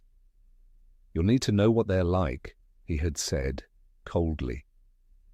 The spiders twitched, danced and flailed, their wills overridden. At the time, Harry was horrified, but years later, standing in front of a goblin who could alert the Death Eaters at any moment, he whispers, "Imperio," and everything changes. The act is delivered without drama, almost like a quiet exhale, as if Harry barely needs to think about it anymore. Harry raised his wand and said, "Imperio." The goblin's face relaxed. His eyes became unfocused and dreamy. There it is. Power not just over life and death, but over thought, identity, autonomy. A spell that rips away the very essence of a being, and Harry uses it because he has to. Because time is running out, because Voldemort must be stopped. But those reasons, are they enough? In that moment, Harry ceases to be the wide-eyed boy from Privet Drive and becomes something much more dangerous. His mission is clear. The vault of Bellatrix Lestrange must be broken into. The Horcrux must be found. Griphook, the goblin guide, refuses to help unless they smuggle him into the bank. But they cannot rely on trust or negotiation alone. So Harry becomes what he once feared, someone who uses others as tools. It's a startling transformation, not because Harry turns evil, but because he begins to reflect the very system he's trying to destroy. Voldemort controlled, manipulated, possessed. So now does Harry. The key difference, of course, lies in intent. Voldemort used people for personal power. Harry uses them to bring an end to tyranny. But does the nobility of the goal excuse the means? That's the question that Dumbledore once struggled with and failed. For readers who remember the tale of Dumbledore and Grindelwald, there is an unsettling echo here. 2 brilliant young men with good intentions, willing to flirt with dark methods. For the greater good, they had once said, and lives were shattered as a result. Dumbledore would later admit the cost of that ideology. "I had a sister," he tells Harry in King's Cross, "and I let her die." He speaks those words with guilt etched into every syllable. Harry should have remembered. But in the belly of Gringotts, Harry is far past caution. The stakes have escalated. Every minute lost is a minute closer to Voldemort's final victory. Hermione, normally the moral compass of the trio, hesitates but doesn't stop him. Ron says nothing. And the goblin, who moments ago had been free, now opens doors, guides them down passageways, all with that same glazed expression. His will is not his own. He is a puppet, and Harry holds the strings. This is not the first time Harry has seen the effects of Imperius. In Goblet of Fire, he was placed under the curse by Barty Crouch Jr. himself in a controlled classroom setting. The sensation that he could fly was incredible, but somewhere deep down in his mind a voice was saying, "Oh, this is wrong." Harry fought it. He resisted. He learned. And now he has become the caster. The irony is sharp. The pain of that lesson, that a free mind is precious, seems forgotten, if only for a moment. Even more chilling is that Harry uses the spell again, not once, but multiple times. As the team descends into the lower vaults, passing traps and enchantments, he uses Imperio on another goblin. The first casting, then, was not an anomaly. It became part of the plan a necessary evil, and with each use, the line between resistance and domination blurs a little more. What's important to understand is that Harry does not take pleasure in this. He doesn't laugh, he doesn't revel, but neither does he apologize. Rowling doesn't offer us inner monologue. She doesn't stop to let Harry reflect. The moment is transactional, objective. We must, therefore we do. That absence of remorse is what makes the scene so powerful and so frightening. It's not cruelty, it's cold necessity. And yet this moral erosion isn't sudden. It's been building. In the 6th book, Harry uses Felix Felicis, a potion of luck, to manipulate people's behavior. He charms Slughorn, he tricks Ron. He bends the rules, but that felt playful, even clever. Now the stakes have grown teeth, and Harry has grown teeth too. Gringotts becomes a metaphor for power itself, a place where the vaults of the wealthy are guarded by beings long treated with suspicion and prejudice. Goblins do not trust wizards, and for good reason.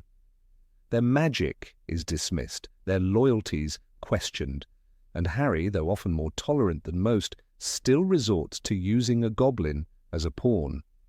In doing so, he reinforces the very hierarchy he was raised to question. Griphook watches this with knowing eyes. Though not the goblin under Imperius, he sees the lengths to which Harry is willing to go. Later he will betray Harry, perhaps in part because he senses the hypocrisy. "You are no better than the rest," his actions seem to say. "You say you respect goblins, but when it suits you, you control them too." It's a bitter truth. And then there's the silence. After the escape, after the dragon crashes through the bank and they fly into the sky, no one talks about the curse. It isn't mentioned. Harry doesn't confess. Hermione doesn't scold. Ron doesn't joke. It's as if, collectively, they decide that some things are better left in the shadows, but shadows have a way of following you. In the final showdown at Hogwarts, Harry will offer mercy. He tells Voldemort's followers they can leave. He chooses compassion over revenge. But perhaps that mercy is shaped by guilt, a quiet understanding that he too has crossed lines. He too has taken shortcuts that come at a cost. He cannot judge others without remembering what he did. This raises a deeper question for readers. What makes someone a hero? Is it their intent, their actions, or their regret? Harry is brave, kind, and loyal, but he is also human. And in this humanity lies his strength and his weakness. The use of the Imperius curse does not ruin him, but it stains him. The same boy who once shouted at Lucius Malfoy in the Ministry, "You can't control people," now knows what it feels like to do just that. And it's not rage that follows, it's silence. Perhaps that's the loudest sound of all. Many fans will defend Harry's actions. They'll say he had no choice, that the end justified the means, that to defeat a monster you must sometimes act monstrously. But history is filled with men who said the same, and not all of them were right. As Sirius Black once warned, we've all got both light and dark inside us. What matters is the part we choose to act on. In Gringotts, Harry acted on both. This moment, this quiet, unsettling spell, forces us to ask where the line truly lies. When does a hero stop being a hero?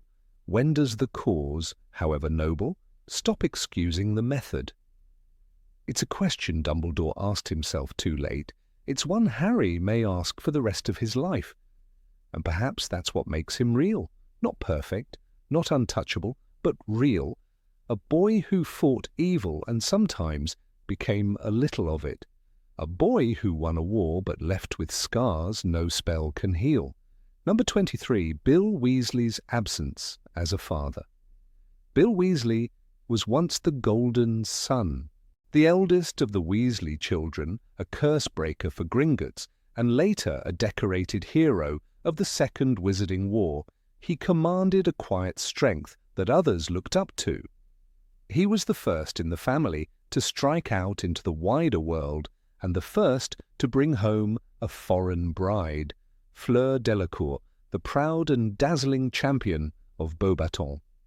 He seemed to embody the perfect balance of daring adventure and mature responsibility. But after the war, after the triumph, and after fatherhood began, the story of Bill Weasley fell mysteriously silent. In the final chapter of Harry Potter and the Deathly Hallows, readers are transported 19 years into the future. Platform 9 3/4 hums with life. Children are bidding tearful farewells. Parents are giving last-minute advice. Among the crowd are familiar faces: Harry, Ginny, Ron, Hermione. Even Draco Malfoy is there, stoic and reserved, sending his son off. But Bill Weasley, father of Victoire, is barely mentioned. In fact, he's not there at all. Victoire, however, is present. Her name, meaning victory, is whispered on the breeze of a budding romance. She kisses Teddy Lupin, son of the late Remus and Tonks, on the platform. James Potter, Harry's eldest son, spots them and grins mischievously. "Ah, Victoire!" he shouts. The name echoes, but her parents are ghosts in this scene, as if they had melted away into irrelevance.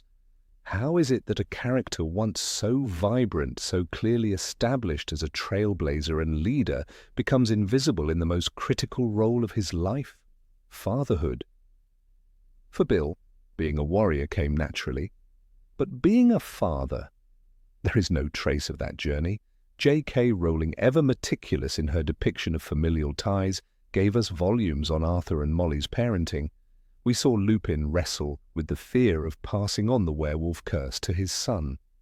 Even Draco's complicated relationship with Scorpius receives attention, but Bill Weasley, the first of his generation to have a child, is left in a narrative vacuum. Let's examine what we do know. Bill marries Fleur in the heat of war, with death and uncertainty hanging over them like storm clouds. The wedding, disrupted by Death Eaters, becomes a symbol of love-defying chaos. They move to Shell Cottage, a haven on the edge of the world where they hide Harry, Ron, Hermione, and Griphook. It is a place of quiet resistance. Bill is portrayed as calm, collected, and deeply competent. He takes on responsibility when the world is crumbling. But after the battle is won, his story simply ends. Victoire Weasley, born on the anniversary of the Battle of Hogwarts, represents more than just a child. She's a symbol of hope. Her very existence ties together war and peace, death and rebirth. Yet she is allowed to float untethered, a poetic afterthought. Where is the father who should be standing protectively behind her? Where is the man who should have been showing her how to navigate a world built from ashes? In interviews, Rowling has given glancing mentions to the Weasley children of the next generation. We know that Bill and Fleur had at least 3 children. Dominique and Louis followed Victoire. But what of Bill's emotional transformation? There is no quote, no recollection, no anecdote that shows him reading to his daughter, mending scraped knees, or even attending school events. It's not that he failed as a parent, it's that the narrative abandoned him entirely in that role. This silence raises uncomfortable questions. Was Bill simply forgotten, a casualty of narrative economy? Or does his absence hint at a deeper truth about the limits of heroism? Perhaps Bill, like so many veterans, found peacetime alien. Perhaps fatherhood didn't come easily to him and he stepped back, letting Fleur take the reins. But if that's true, why is it never explored? Rowling delves into the trauma of war with characters like Harry, who suffers from PTSD-like symptoms, or Neville, who grows into himself only after immense inner struggle. Why then is Bill's transition ignored? Consider Arthur Weasley, a man who worked long hours at the ministry but still made time for each of his 7 children. His quiet presence and boundless curiosity were constants. He supported his sons even when they deviated from traditional paths, Fred and George with their joke shop, Charlie with dragons, Percy with the ministry. Arthur was a father first. Bill, in contrast, is defined by his job title, Cursebreaker. Even in his most private setting, Shell Cottage, he is the protector, the facilitator, the soldier. The role of nurturer is absent. One might argue that Fleur, proud and fiercely independent, simply became the more visible parent. In the Tales of Beadle the Bard, Rowling shows how motherhood transformed her characters. But Fleur too disappears after the war. She is reduced to being Victoire's mother in passing mentions, and not once does the story depict her maternal relationship beyond giving birth. Together, Bill and Fleur exist as outlines, a couple whose depth was lost after their wedding vows. There's an irony here. In a world built on chosen families, where Harry finds solace in the love of surrogate parents like the Weasleys and Sirius Black, the biological bond between Bill and his children remains the most unexplored. We know more about the emotional lives of Harry's in-laws than we do about his own niece and her upbringing. Even Teddy, orphaned at birth, receives more emotional context than Victoire. This lack of detail leads to speculation. Did Bill struggle with the same curse of silence that afflicts so many post-war heroes? Did he retreat into work, into Gringotts or field assignments, unable to face the mundane responsibilities of diapers and bedtime stories? Was he one of those men who could run toward a dragon but flinched at the idea of parent-teacher meetings? Or perhaps it was deliberate on Rowling's part. Perhaps Bill was meant to be the ghost of responsibility, a man who symbolized how quickly fathers can fade into the background once their war stories are over. Maybe he became a mirror of the forgotten veterans. Those who serve valiantly and are applauded, then quietly dismissed when the trumpets stop sounding. But if that's the case, the story owes him more. It owes Victoire more. There's a beauty in seeing Harry play with Albus or Ron struggle with Hugo's tantrums. Even Percy, once estranged from his family, is implied to have reconciled and matured. But Bill, he becomes a whisper, a name on the family tree, a figure who kissed his bride and then vanished behind the curtain. In Deathly Hallows, Harry remembers Bill's calm leadership. Bill and Fleur's cottage seemed a safe place, a calm place. But what about later, when the calm turned into routine? Who was Bill then? Was he reading The Prophet at the breakfast table, ignoring Victoire's chatter about transfiguration? Was he travelling for work, gone for days at a time, while Fleur handled birthdays and school letters? It feels cruel to judge a man based on what we're not shown. But in literature, absence can speak louder than presence. And Bill's absence from the final scene, from the emotional landscape of his daughter's life, is deafening. If Rowling wished us to see him as a stable force, why not include one tender memory, one moment of connection?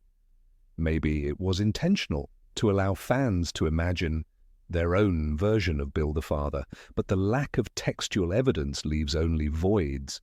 As readers, we filled in Harry's pain, Hermione's ambition, Ron's insecurity.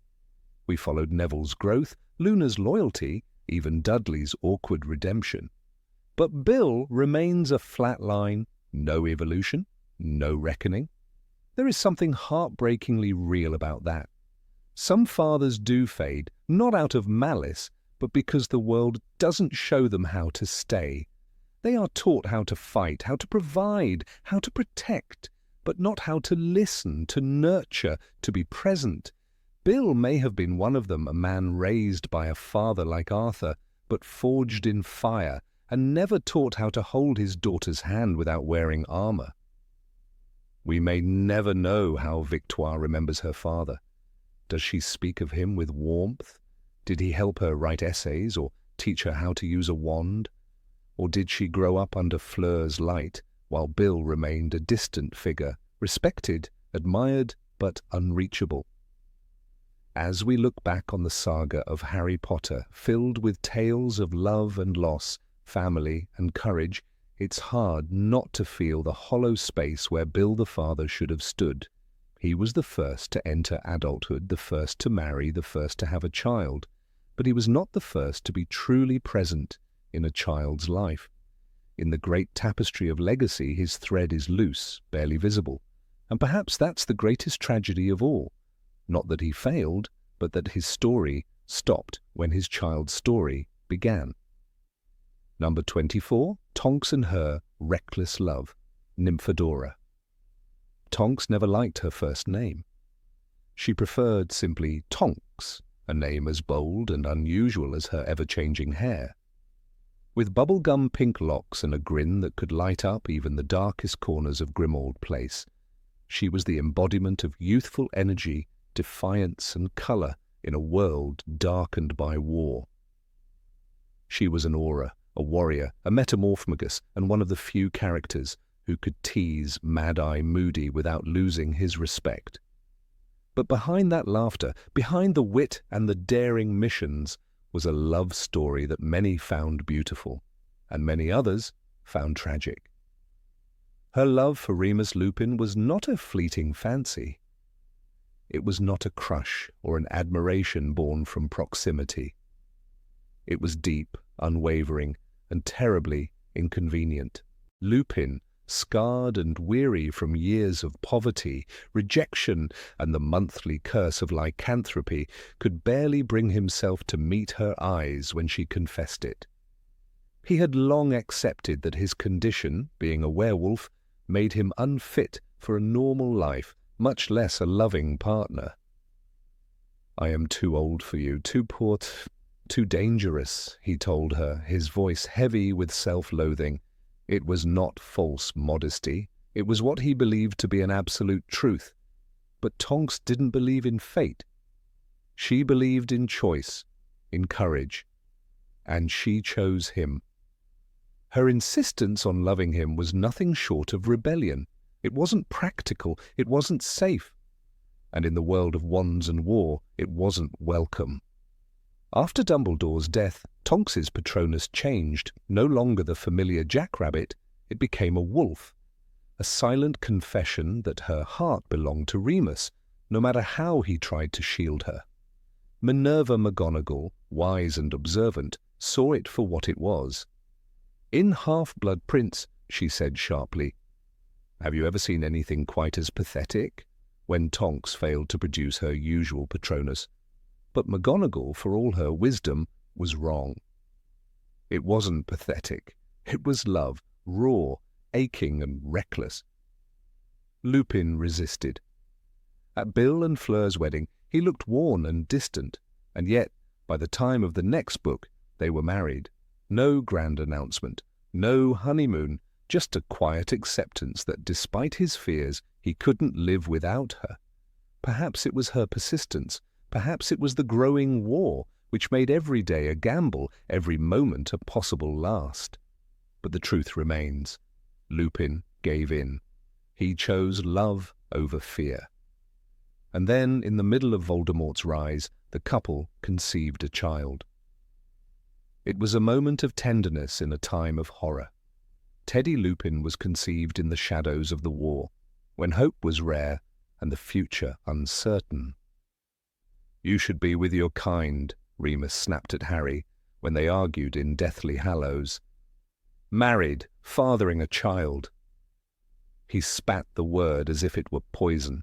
"You don't understand." But Harry, barely 17 and yet older than most, did understand. "You're scared," he told Remus. "You're trying to run away from your responsibilities." That argument remains one of the most powerful moments in the book. For the first time, Lupin is not the wise, gentle mentor. He's a man terrified of the consequences of his own desires. He had married Tonks out of love, yes, but also out of weakness. He gave her what she wanted, but when it became real, when a child entered the picture, he panicked. "My kind don't usually breed," he shouted, It will be like me. The guilt, the fear, the shame, they overwhelmed him. He wanted to flee, to abandon Tonks, to join Harry in his impossible quest, as if that would atone for what he saw as a mistake. But Tonks didn't consider it a mistake. Her love for him was never rational. It was never conditional. She loved him when he pushed her away. She loved him when he came back. And she loved him when he went to war one last time, shoulder to shoulder, with those who had nothing left to lose. She followed him into battle, leaving their newborn son in her mother's care. What kind of mother does that? It's a fair question. And yet it's a question that the Harry Potter books never directly answer. Tonks, fierce and radiant, disappears from the narrative in the final battle. We are told of her death after the fact alongside Remus's, lying side by side as if they were sleeping. But they weren't sleeping. They were gone. And their son, Teddy, was left an orphan, just like Harry. Another child of war marked not by a scar, but by absence. Their love story, while romantic, was deeply flawed. Lupin knew the risks. Tonks ignored them. Together they made a choice, beautiful in its defiance, but heartbreaking in its consequences. It's easy to say love conquers all, but what if love, unchecked by reason, becomes its own kind of recklessness? What if it blinds us to the dangers we drag others into? When Tonks declared her love, she was not naive. She knew what Remus was, but she was idealistic. She believed love could cure shame, that affection could outweigh poverty, that laughter could silence the howl of the wolf. Perhaps, in moments, she was right. But love didn't save them. It consumed them. And Lupin, for all his reluctance, was not blameless. He knew his condition. He knew the world was on fire. Yet he allowed himself that moment of happiness. He allowed a child to be born into chaos. In doing so, he repeated the very cycle that had defined his own life, being raised with grief, with stigma, with a burden no child should bear. Still, there's a tenderness in their story that haunts the reader. Their deaths weren't dramatic. No last words. No dying declarations. Just two brave fighters lost in the swell of battle. J.K. Rowling chose not to show us their end. Perhaps because there was no time, perhaps because their story had already reached its inevitable conclusion. And yet they are mourned, not just by Teddy, but by readers. Tonks, who once tripped over umbrella stands and made Sirius laugh. Lupin, who taught Harry the Patronus charm, who gave him the first real link to his parents. Their absence is felt because their presence was once so vibrant. Harry becomes Teddy's godfather. The cycle repeats. A child orphaned by war is taken in by love, but the war is over now. Perhaps Teddy will grow without the weight that crushed his parents. Perhaps their deaths were not in vain, or perhaps, like so many others, they are a cautionary tale of how even the purest love can falter when the world is collapsing. One cannot help but think, what if they had waited? What if they had survived the war and then built a life? But love does not wait for peace. Love, like war, is messy. It is driven by emotion, by urgency. Tonks and Lupin were not foolish. They were human. Still, the question lingers, was it worth it? Teddy grows up without them. We are told in the epilogue that he is close to the Potter family, that he is happy. But that's all we know. The books give no monument to his parents, no statue at Hogwarts, no remembrance beyond a name in a list. Lupin once said, "It is the quality of one's convictions that determine success, not the number of followers." Perhaps their conviction was love. Perhaps that was enough. But when the smoke cleared and the dead were counted, Tonks and Lupin were gone, and the world moved on. They are the reminder that even the kindest hearts can make tragic choices. That love, in its brightest form, can lead us down dark paths, and that sometimes the most dangerous thing we can do is believed that love alone will save us. Their story is not just one of passion, but of consequence. In loving each other, they defied fear. But in bringing a child into a world at war, they made a choice that cost everything. It is not for us to judge, but it is for us to remember. As we look back on the fallen, we remember their laughter, their loyalty, and their love. And in that memory, perhaps, there is redemption. Number 25. Abraxas Malfoy, the Forgotten Elitist. In the shadowed halls of Malfoy Manor, long before the rise of Lord Voldemort's name to fearful whispers, there was a man whose influence ran deeper than many dared to admit. Abraxas Malfoy. The name echoes faintly in the chronicles of Wizarding Britain, often overshadowed by the infamy of his son Lucius or the later deeds of his grandson Draco. But if one listens closely, if one brushes the dust off the more secretive archives of the Ministry, Abraxas emerges not merely as a footnote, but as a pivotal figure in the shaping of modern wizarding aristocracy. He was tall, regal, and cold, with eyes like polished silver and a voice that could command a room without raising in volume. Few could match his eloquence during Wizengamot debates, and even fewer could challenge the subtle force of his logic. Though rarely seen in public outside formal ministry affairs or grand pure-blood galas, Abraxas was the kind of man whose absence could be louder than his presence. And yet, for all his prestige, he remains a ghost in the collective memory of the wizarding world, a ghost worth revisiting. Born into the ancient Malfoy line sometime in the early 20th century, Abraxas was raised under the strict code of pure-blood supremacy. To him, this ideology wasn't hateful. It was simply tradition, as natural as breathing. From a young age, he displayed the cunning and ambition so prized in Slytherin House.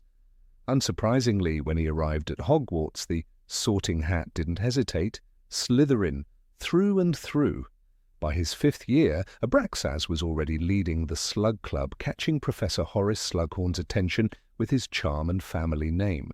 Abraxas Malfoy, brilliant boy, Slughorn once reminisced in Half-Blood Prince before trailing off, the past darkening the glow in his eyes.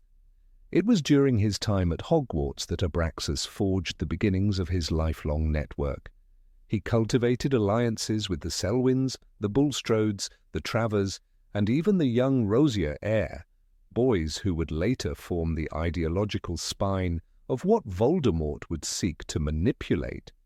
But Abraxas, curiously, never swore allegiance to the Dark Lord. He didn't need to. His influence ran parallel, not beneath. Some even claimed that Voldemort, then still Tom Riddle, once sought an audience with Abraxas in his post-Hogwarts years, and was politely denied. But if Abraxas never donned the skull mask of the Death Eaters, why then does his legacy carry such a sinister undercurrent? The answer lies in the corridors of the Ministry of Magic. By the 1960s, Abraxas had become a trusted advisor in the Department of Magical Law Enforcement and an unofficial ambassador to the Wizengamot.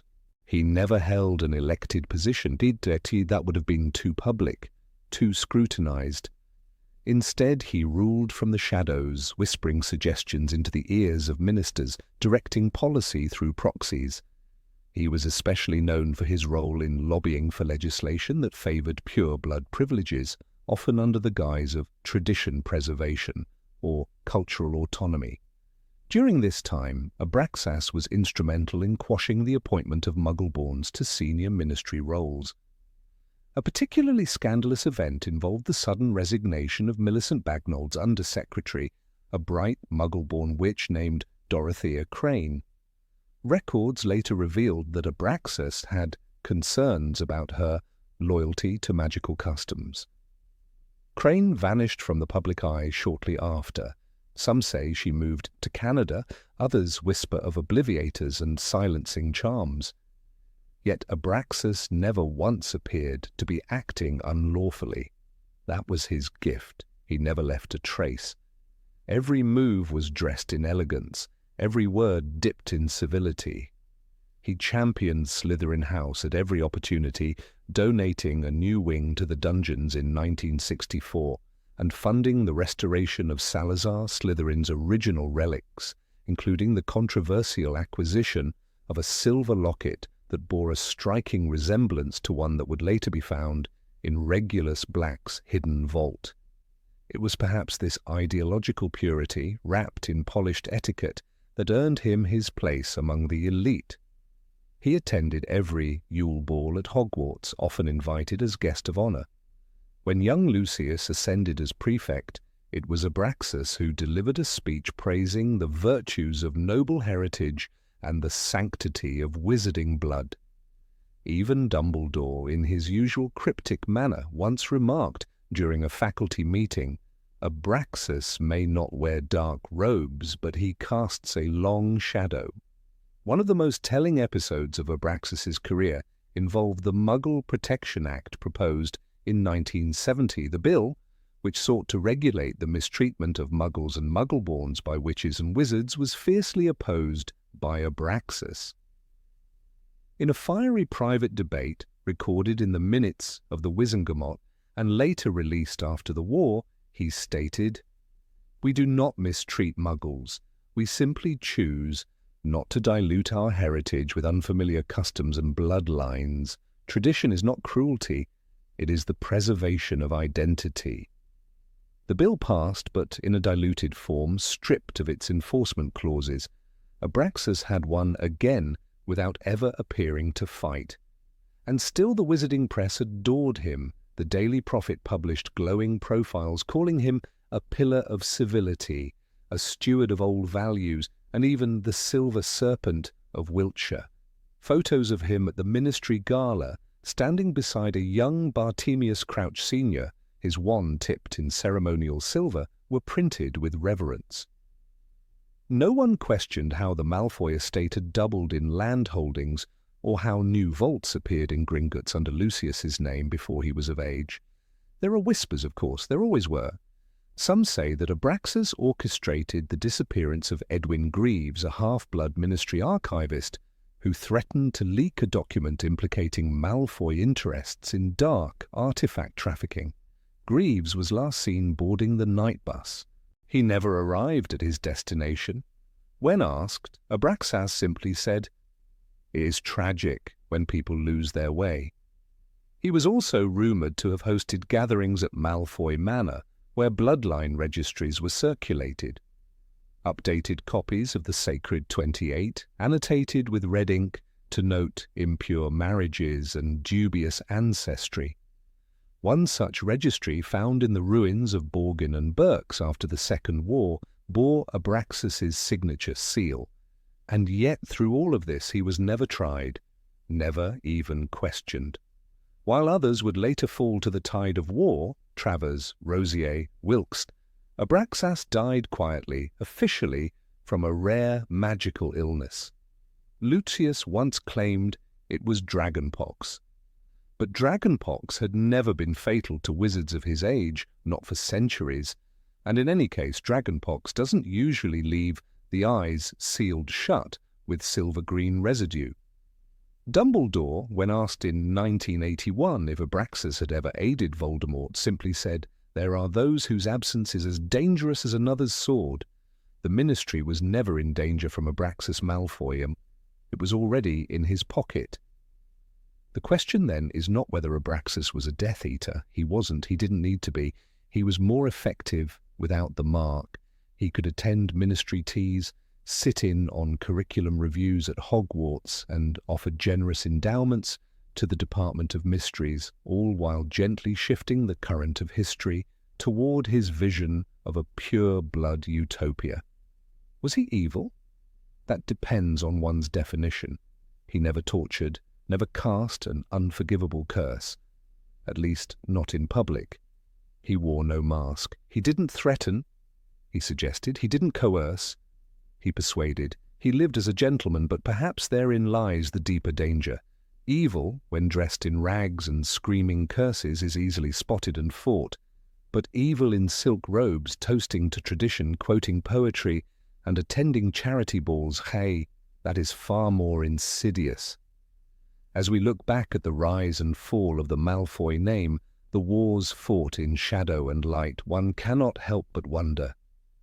How much of it began not with Voldemort's return, but with a single man in a green study, writing names into a leather-bound book, sipping elderflower wine, and planning a world where some bloodlines would never rise.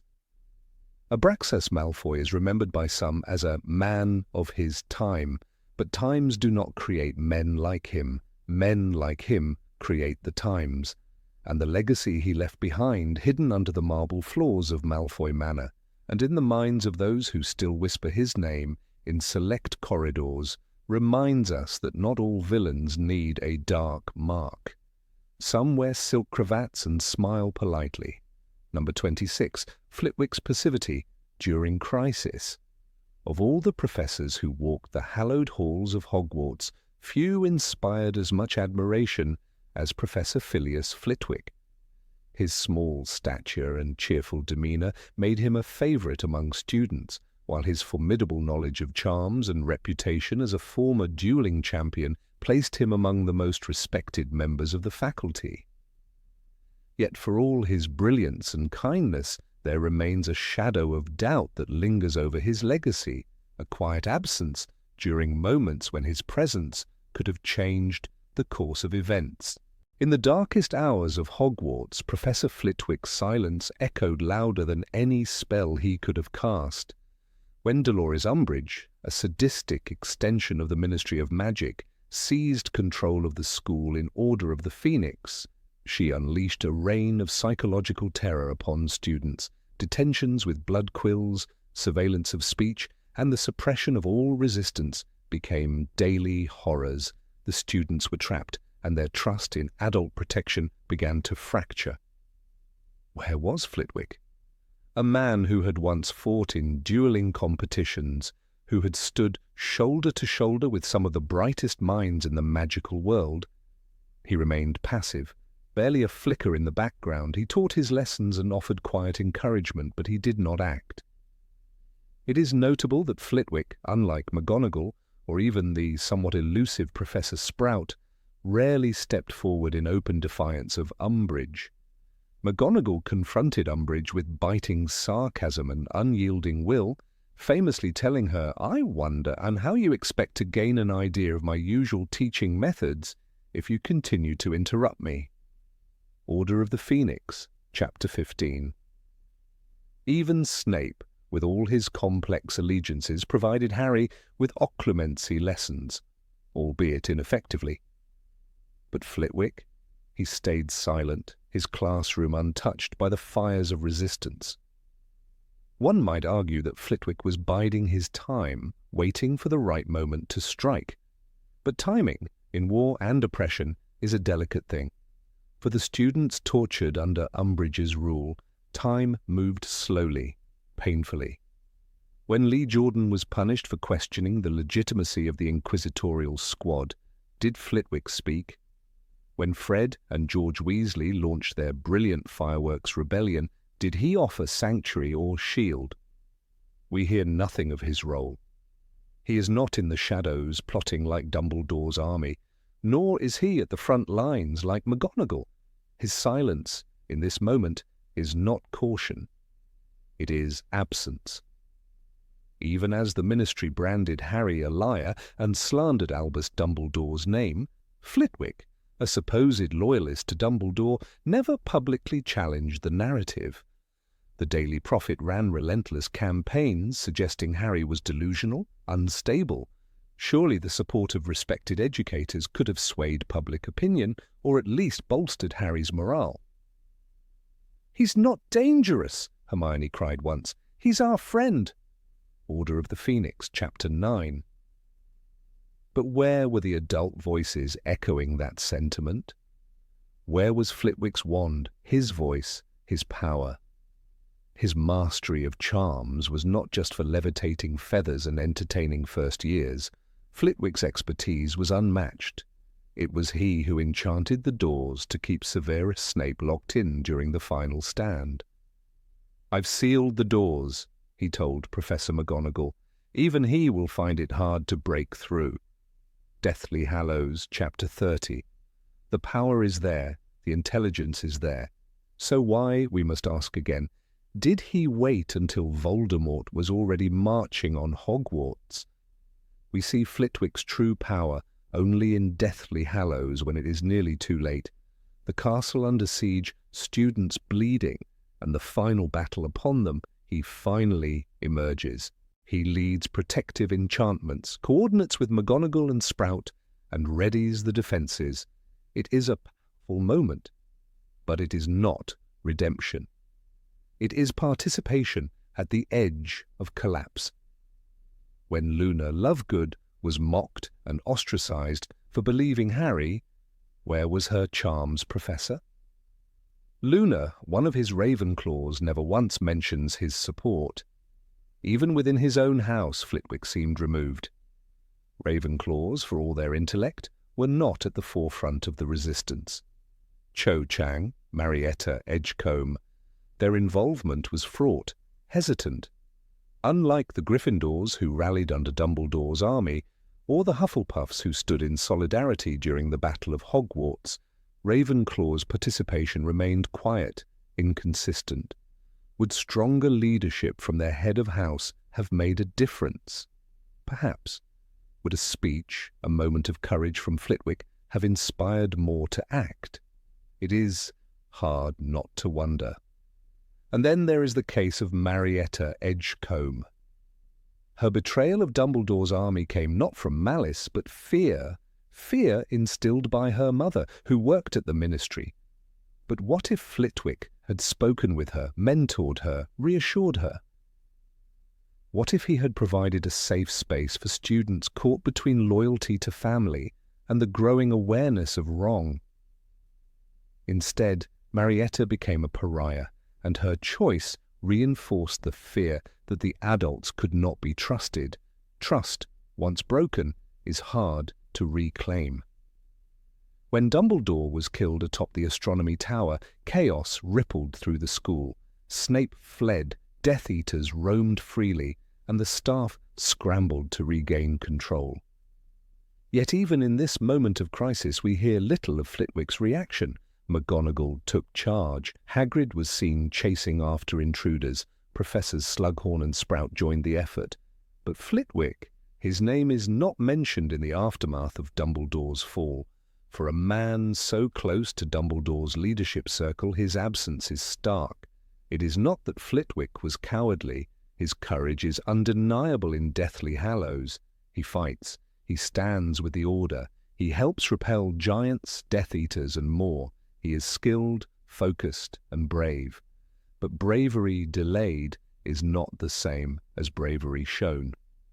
In the early days, when Harry returned from the graveyard with Cedric's body and the world chose to look away, Flitwick did not step forward.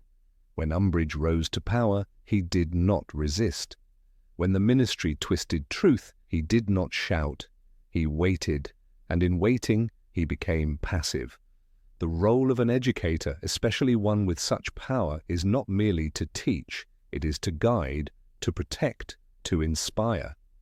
Flitwick, beloved as he was, missed his moments. His silence during Harry's persecution by the press, during the horrors of the Inquisition, during the spread of fear and doubt. Those are not moments erased by a single stand during the Battle of Hogwarts. One cannot help but contrast his actions with those of McGonagall, who repeatedly put herself in danger to protect students, to honour Dumbledore, to resist tyranny. Indeed, Flitwick's actions during the final battle are commendable. He duels Yaxley, he reinforces protections, he does his duty and more. But these are reactive measures, not proactive stands. He shines when the fire is already upon them. But when the smoke began to rise, he remained in his tower.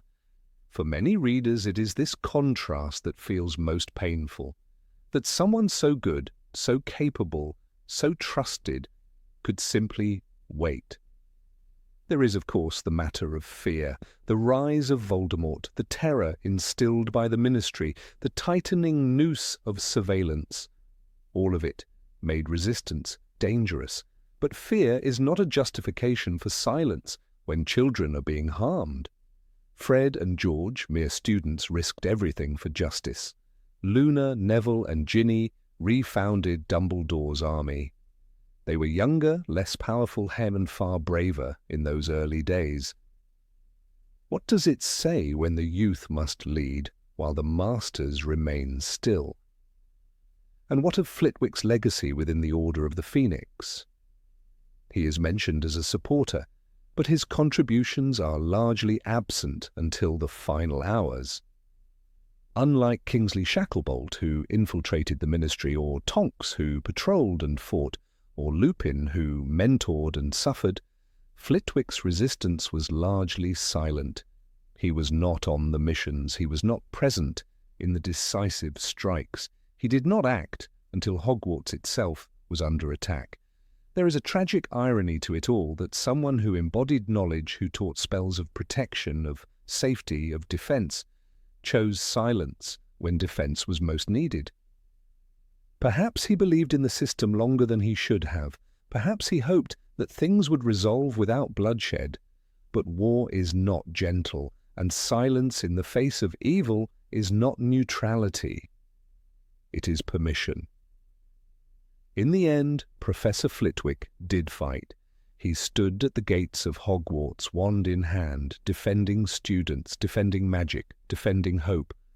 But for many the question lingers, what might have changed if he had done so earlier, if he had challenged Umbridge, if he had defended Harry before the world turned, if he had rallied Ravenclaw to the cause, offered sanctuary to the broken, spoken truth to power? Harry himself never speaks ill of Flitwick. The students loved him. His classes were engaging, his manner kind. But history, though shaped by kindness, is often turned by courage. And Flitwick, for all his gifts, found his courage too late. He could have been a leader in the resistance. He could have changed lives, saved students, guided the school through the storm. Instead, he waited. And in that waiting, something was lost. Not his honor, for that remains, but an opportunity, a chance to have stood sooner, spoken louder, and made a difference when it mattered most. Number 27, Dumbledore's Army and Unsafe Training. They gathered in the room of requirement, its walls shifting like a living creature responding to unspoken needs. Hidden behind a tapestry of Barnabas the Barmy, this enchanted chamber became the heartbeat of a secret rebellion. At the center of it all stood Harry Potter, the boy who lived, now the boy who trained. With no teaching credentials, no qualifications, and no adult supervision. Around him, eager faces, Neville Longbottom still nursing a bruised ego from years of ridicule, Luna Lovegood, dreamy but sharp, Ginny Weasley wand at the ready. They called it Dumbledore's Army, and a bold title soaked in defiance. Yet behind the noble cause lurked a dangerous truth. They were children wielding weapons, practicing lethal magic in secret. The premise was simple. Dolores Umbridge, the High Inquisitor, had banned practical defense against the dark arts. Theory was all she offered, pages of dry instruction from defensive magical theory, a book so useless it might as well have been written by a goblin with no wand. But what followed was not a reasonable protest. It was an underground movement, a paramilitary initiative launched by teenagers taught by another teenager. Yes, Voldemort had returned, and yes, the Ministry was blind. But the idea that this group should take magical defense into their own hands was, at best, reckless. Take the first meeting. "Expelliarmus," Harry called out, and wands clashed in a flurry of movement. No protective wards, no safety charms, just raw energy and adolescent enthusiasm. Hermione, ever the perfectionist, kept notes and arranged meetings, but even she could not neutralize the risk. When Seamus Finnegan misfired a stunner, that narrowly missed Padma Patel's head, it could have ended in injury or worse. The Room of Requirement might protect secrets, but it couldn't prevent magical burns or internal damage from a blasting curse gone wrong. In Harry Potter and the Order of the Phoenix, J.K. Rowling writes, Harry's heart swelled as he looked around at the 25 smiling faces, the army that had formed behind him. It's a powerful image, yes, inspiring even, but let's not forget, most of these faces belonged to minors. Michael Corner, barely 15, shot off a curse that shattered a glass jar. Had it been a classmate's ribcage instead, the moment would have turned from heroic to horrific in an instant. Dumbledore knew, of course he did. The man had eyes and ears in every corridor. It strains credibility to think he was unaware of a group of students practicing defensive spells mere floors below his office. The question is, why did he allow it? Was it strategic? Did he see Harry's leadership as the spark of something greater? A resistance to Voldemort that could be fanned into flame? Perhaps. But even strategy should be tempered by responsibility. These were not Auror recruits, they were children. And let's not romanticize what they were learning. Stunning spells, shield charms, disarming curses, sure. But also reductor curses which blow apart solid objects. In one scene, Harry demonstrates a stunning spell that knocks Neville clean off his feet. Imagine if Neville had hit his head against the stone floor. No cushioning charms, no Madame Pomfrey nearby, just wishful thinking and the blind trust of youth. "We trust you, Harry," Ernie Macmillan had said, a heavy burden for a boy still reeling from the trauma of the Triwizard Tournament. Some will argue that the DA was necessary. And yes, in the context of the Dark Lord's return, practical training had its value. But let's not forget that Hogwarts was still a school. There were rules for a reason. If Professor Flitwick conducted a charms class with this level of volatility and no safety precautions, he'd be investigated by the Board of Governors. So why did we applaud Harry for doing just that? And there's a moment when Cho Chang, fighting tears, manages a successful shield charm. The room erupts in cheers, but no one pauses to wonder, what emotional toll does this take? These kids weren't just learning spell, they were preparing for war. Is it morally acceptable to expose adolescents to this level of psychological pressure? When Marietta Edgecombe betrays them, she's painted as a traitor. But was she perhaps the only one acting out of concern for safety, or fear, or plain sense? Rowling gives us a glimpse of the real risk when the DA is discovered. "You could have been killed or worse expelled," is a line Hermione had once said jokingly in Sorcerer's Stone, but now it wasn't funny anymore. The inquisitorial squad could have responded with force. What if Crabbe or Goyle had attacked with a rogue curse? What if Umbridge, known for her cruelty, had turned to darker methods of interrogation? The line between activism and endangerment was razor-thin. What responsibility did Hermione bear? She organized the meetings, designed the communication coins, and recruited members. Her intelligence was unmatched, but brilliance doesn't exempt one from accountability. If a curse had gone astray, would she have stood trial in the Wizengamot? What if Dennis Creevey, 12 years old and inspired by his older brother, had decided to join? Would anyone have stopped him? And Ron? Loyal, brave, sometimes careless. He practiced alongside others with the same casual attitude one brings to a game of exploding snap. But dueling isn't a game. In Order of the Phoenix, when Ron tries the impediment jinx and ends up freezing both Zacharias Smith and part of the bookshelf behind him, the result is laughter. But in another setting, that could have been a hospital wing emergency. The most striking example came when Neville, ever determined, finally succeeded in casting the stunning spell. Stupefy! he shouted, and the dummy blasted backward into the wall, his face lit up with pride. But the room of requirement didn't ask, was he ready for this power? Was he stable enough, mentally and emotionally, to use it responsibly? Neville's backstory is tragic. His parents were tortured into madness, and now he was learning magic that could maim or kill. Who was watching over him? Harry meant well. His motives were pure. He wanted to prepare his peers for the coming storm, but even the most noble intentions must answer to consequences. There is a moment in the book when Harry reflects it was not exactly a happy prospect facing the dark arts, but it was necessary. Yet he was a student, not a certified instructor. In Muggle terms, it would be akin to a high schooler running a chemistry lab with no goggles, no gloves, and no adult present. We must also ask, why didn't any other professor intervene? McGonagall, stern and just, surely had suspicions. Did she stay silent out of solidarity with Dumbledore, or did she, too, place the burden of resistance onto the shoulders of her students? At what point does mentorship become abdication of duty? The faculty at Hogwarts was a constellation of powerful witches and wizards. Were they complicit by omission?